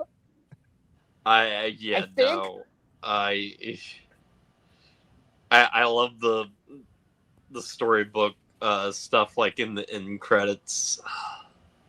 And then also they changed not only that, they changed the ending, which I think the ending is so much better. It is so much better that he goes back to Wolfpack and Balloon Bagheera there, It's one of those things where it's like you change the trajectory of the character and stuff, because like the story is about Mowgli like fitting in and finding a place within the jungle and everything. It's not really the story is never really about like about how like he needs to learn to just be a man and like go be in the man partially about that. Partially about that. But like it's ultimately about like he can coexist within the jungle and stuff. It's different from how they do similar things of like changing characters where characters end up in, say, like the Lilo and Stitch live action. Oh, but then again, they do it in like a very, I don't know, mean. I heard about the ending. It's a little bit mean-spirited, unless they were trying to force. Then again, maybe you're trying to force the sequel to kind of resolve that. And it's this doesn't feel forced. It doesn't feel like it betrays, Mowgli, because it's like from the very beginning, this feels like, oh yeah, this is the clear end point and everything for this character, and it makes sense for this character. I will say there's only one criticism I have with the movie, and that's why it's really only one thing. Some people will say it's a nitpick, but I'm gonna say it. I hate the Wolfpack call, the chant, whatever this is. Corny. Oh, whoa! Corny. No, I love it. It's something taken from. It's taken from the book and everything. I guess I understand, but you know what would be better if it wasn't High Valerian. I really love it, and honestly, it's very interesting. What I'm about to reference is very interesting, but the first time I ever heard the Law of the Jungle quote was in a live action ad for the first Destiny game. Oh my god. Is it the same one with the Led Zeppelin music? It's got it's a man is reading to his son, and he's reading him the Jungle Book, and he's like, "Now listen here, son. This is the part of the story that's really important."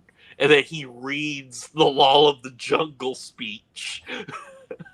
Is that Peter Dinklage's character in that game? I don't know.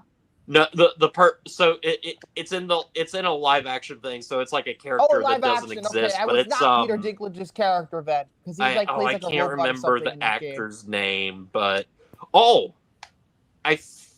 no. Actually, I'm gonna look it up while we continue talking good stuff, and then I will. Because I'm like, I know who this actor is, because I think he's actually an actor. Oh, maybe, I don't know, but yeah. Anything else? I'm trying to think about something else about it that I could talk about. You know what? Have Chayton talk about it. He hasn't even said anything about this movie. Probably hates it. I'm kidding. Yeah, he probably does. Like I said, I like the animation's great. You know, Animation is visual effects, motherfucker. it's still animation. Visual. But, Wait, this is not the entire visual effects industry, motherfucker. It's top notch. You know, it's impressive to see that. You know, again, the little boy is the only real thing in that movie. Voice acting's good, but you know, again, I guarantee you, my criticism with like all these big celebrity voice actors, even though there's voice actors who could use the work more than these. Since it's a live action movie, I could actually I understand why they got an all-star cast for this. It's not live action though. It's not live action though. It's like the Lion King. Live action. There's a live action person in the fucking movie. There's a live action actress. If the actors are celebrities, as long as they do a good job. Thank you. That's what I was gonna say before I was so rudely interrupted. But I don't know. It's just like like Troy Baker could have done probably all these roles on his own and done better than half the guys. You know, that's just my thing. Yeah. Victor. Yeah. So I looked up about that that Destiny ad that has the Law of the Jungle thing in it. So it was launched. This will mean something. So there's the Law of the Jungle live action trailer for the Bungie game Destiny, released in 2013. The father is Giancarlo Esposito. Holy shit! The trailer was produced in collaboration with Esposito and writer-director Jon Favreau. Oh my god! With Digital Effects House Digital Domain. Digital Domain also worked on the Jungle Book as well. That's the third visual effects company who did the Jungle Book. Wow. They knew what they were doing. They knew what they were doing. That's insane. And I think the movie was developed in 2013, and Destiny came out in 2014. They knew what the fuck they were doing. Yep. They knew what the fuck they were doing. Very, very interesting. Very interesting marketing, trivia. ladies and gentlemen. This was connected to Destiny all along. To me, this is, other than, a couple of other remakes. Mulan, I love the Mulan remake. And then maybe there's one other that I'm not mentioning right now, but this is the best Disney remake out of all of them. This is a 4.5. This is a damn near perfect movie. 5 out of 5. This is a masterpiece. This is a 10 out of 10. 3 out of 5. Oh, I cannot believe you gave Jungle Book 3 out of 5. It's fucking, oh, God. You want to go for one more obsession joke? Fine. Where do you love me? Says the Jungle Book.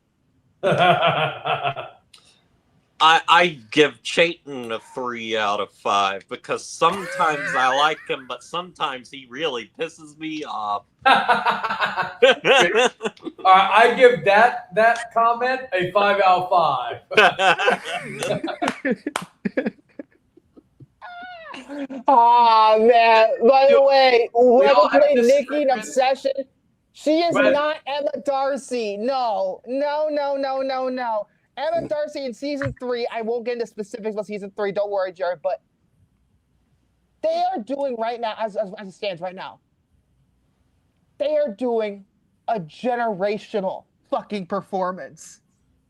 To the point where if they don't get nominated for the Emmy next year, I'm gonna fucking go down to the Television Academy myself and beat the shit out of him. First time they pissed me off since 2021. Though that still haunts me that Anya Taylor-Joy won over Elizabeth Olsen in WandaVision. It still angers me to this day. Anyway, the question is, does Emma Darcy have a larger booger on their face than Victor did in that one episode? oh God, no, no. That was a long time ago, asshole. No. No, you're embarrassing. Let's just spin the wheel. It's been a long day. It's been a very long day. Yeah, we're just gonna spin it. Let's just go 3, 2, 1. Hopefully you can see this. Big money, big money, big money. No, I am not doing Nocturnal Animals. No, I'm Yes, not doing yes. that shit. Finally, a No. pick for me. I'm not watching Naked Ladies. You want another fucking rant from me, motherfucker? No.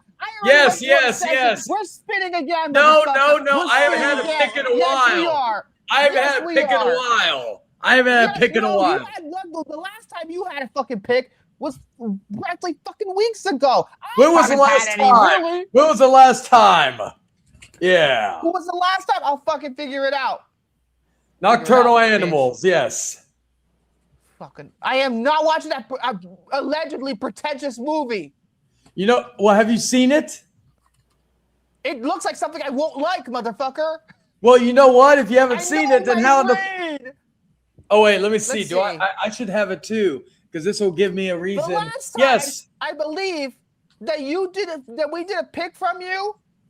Black and Was white, though. anyone but you, because of fucking course it had to be anyone but you. Out of the Dollar Tree years ago. Can we just spin? I almost want to do that right now. I No, almost no. want to. Yes. Yes. No, yes, because yes, it'll yes. it'll give me an opportunity. Going after the obsession bullshit. We're doing Nocturnal Animals, and Yes. Oh, And plus piss off, Sword. my wife hasn't seen it, and that's 2 against 1, Victor. and plus 2 against 1. Oh no, Justin did anyone but you, but he chose it. He manipulated the system to choose anyone but you. Yes, Justin did choose. Yes, pick it. he did I'm gonna pick correct it, myself, yes. but he fucking manipulated to get it on now, there. now, what I'll say is it'll give me an excuse for me and the wife to see it this weekend. No, you know what? I'm gonna be like that X-Files episode. I'm gonna call you a dorkweed instead of a dickweed. Okay, it works. So yes, Nocturnal, because that was on my side of picks, right? You know what? Fuck it. You know what? Fuck it. I'm gonna do it. You don't know why? No. I You know will why I'm over. gonna do it. If you do it, you're watching I was Guardians going 3. to do it. I If you said spin we a- were going to do. What'd you say? Oh, you're going to do Nocturnal Animals, you mean? If you spin again, you're Yes. watching Guardians 3 next week. Oh. No, not doing that. You know what? Fine. If you want me to fucking rant, we'll have a fucking rant next week. Victor, some of our Ranting, best ranting episodes. brings the views. Yeah, some of our best episodes. Honestly, even though we praised Jungle Book for the most part, we were mostly ranting. like look at it this way. Okay, look at last year's best episode according to the Network 3000 Honor Awards was the Bo is Afraid episode. And then guess what's going to be probably our best episode and best rant for next year, for next year, Midsommar. Not gonna happen. Not on my watch. Also, I think a lot of people, again, don't pester me into doing so, and maybe I will. Anyhow, so I'll do it. But I have the 4th year anniversary planned already. And I'm doing this now to get spite at you because you think this movie's overrated. I'm announcing it right now. Folks, on the first week of August, I think around August, when we get to the anniversary, I've officially, like, I thought about it, and I thought it was going to be Wicked for Good initially, but I'm like, no, let's spin the wheel for that one because I forgot to put it on the wheel for whatever reason. So we're gonna spin on that one. But I think it's about time we do something that I've been meaning to get to for a long time. There's no more excuses. For the 4th anniversary, we're gonna fuck that pie. American Pie? Oh, okay. You called it overrated, bitch. I still need to see any of them. Yeah, I called it overrated, but I'll still watch it. Finnegan Tanner's gonna be mad in 3, 2, 1. Let's just see. I'm gonna give him 5 seconds. I'm gonna give him 5 seconds. Tanner ducked cover. I'm cooked, aren't I? I figured, hey, let's do something exciting. Let's just do American Pie. But yeah, other than that, I love my American Pie, which is, I know you shocking do. for me. I wanted to see them so badly, and finally, I'm gonna get my chance to see them. So we'll see. We'll see how that goes. Are we just doing I'm the probably first gonna love one, them right? though. We're just doing The first one. Okay. Yeah, we're doing the first one. Okay. Although, wouldn't it be? Wait a minute. You know what we could do? We could. Since Scary Movie was so successful, we could do the main 4: American Pie 2, American Wedding, American Reunion. Honestly, Yeah, we should do more. We should do marathon reviews more often. I think that would be a good idea because I feel like, I don't know, like, I don't know, like, I feel like How are you even though like 2 is my favorite and stuff, it's like I feel like I would be saying a lot of the same things or whatever. It's like maybe I don't have as much to say about 3 as I do 1 and 2, and 1, 2, yeah. 3, 4, 5. We should. Scary Movie was our first marathon review. I think we should do You it know more what we often. should do, actually? I think we should do it for the Lord of the Rings trilogy and Pirates 2 and 3, since they're pretty much co together. They're one movie. They're one movie. And here's an idea. I just thought about this. We may save this for next year, though. Let's pick each of us, and we could do this even on the 4-year Actually, you know what? Actually, you know what? Go ahead. Go ahead, idea first. Go ahead. All right. Next year, like, quarter 1, 2, 3, 4, like in that way, we should all pick a franchise with at least 5 or less movies that are at least attainable for a long like a full-on marathon review. Yeah. And we should do attainable. And like okay, I know we've done the Dark Knight trilogy, like we've done all the Dark, but I'm using that as an example, right? Like I picked the Dark Knight trilogy, fucking Victor, again, I know you've already done it, but the Clerks trilogy, fucking we're going through the Viewers Universe in chronological order. That's why I'm like, Yeah, so like something like that, like where we can pick and each period of the year, and it could be any time, we like within that period, we do it because there's 4 of us, right? So like, Yes. 3 times 4 is so 3 times 4 is 12, right? So therefore, we would have within the 3 months of each period, we set a episode dedicated to that marathon for all that. I think that would be interesting because we don't overdo it, because we only do it once every 3 months, and then we have each other's thing, and it could be series, and I would say would have to be series that we can finish with that, because like, for example, like we ain't gonna do that with Star Wars, even though we already start, like, but like ones that we can easily do. But that could be something we could think about within now and next year. That's something I thought it was. So yes, I'm setting the date. August 4th will be the 4th anniversary special, because that's the week of our anniversary.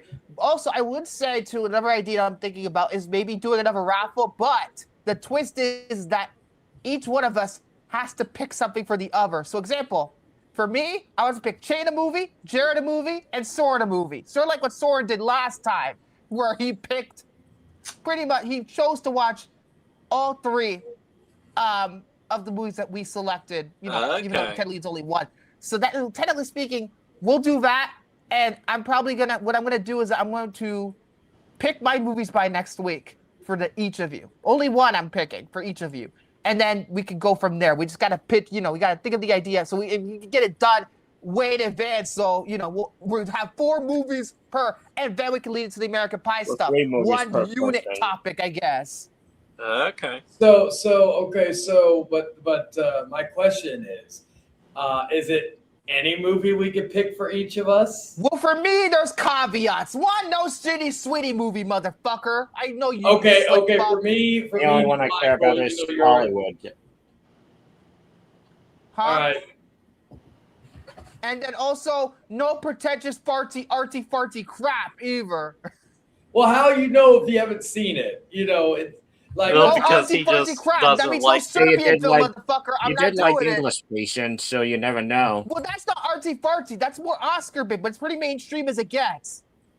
Okay, I'm not going to do a Serbian film because I think I'm going to pick basically the movies I picked. Not Solo, not Serbian film, none of that. I don't want torture porn.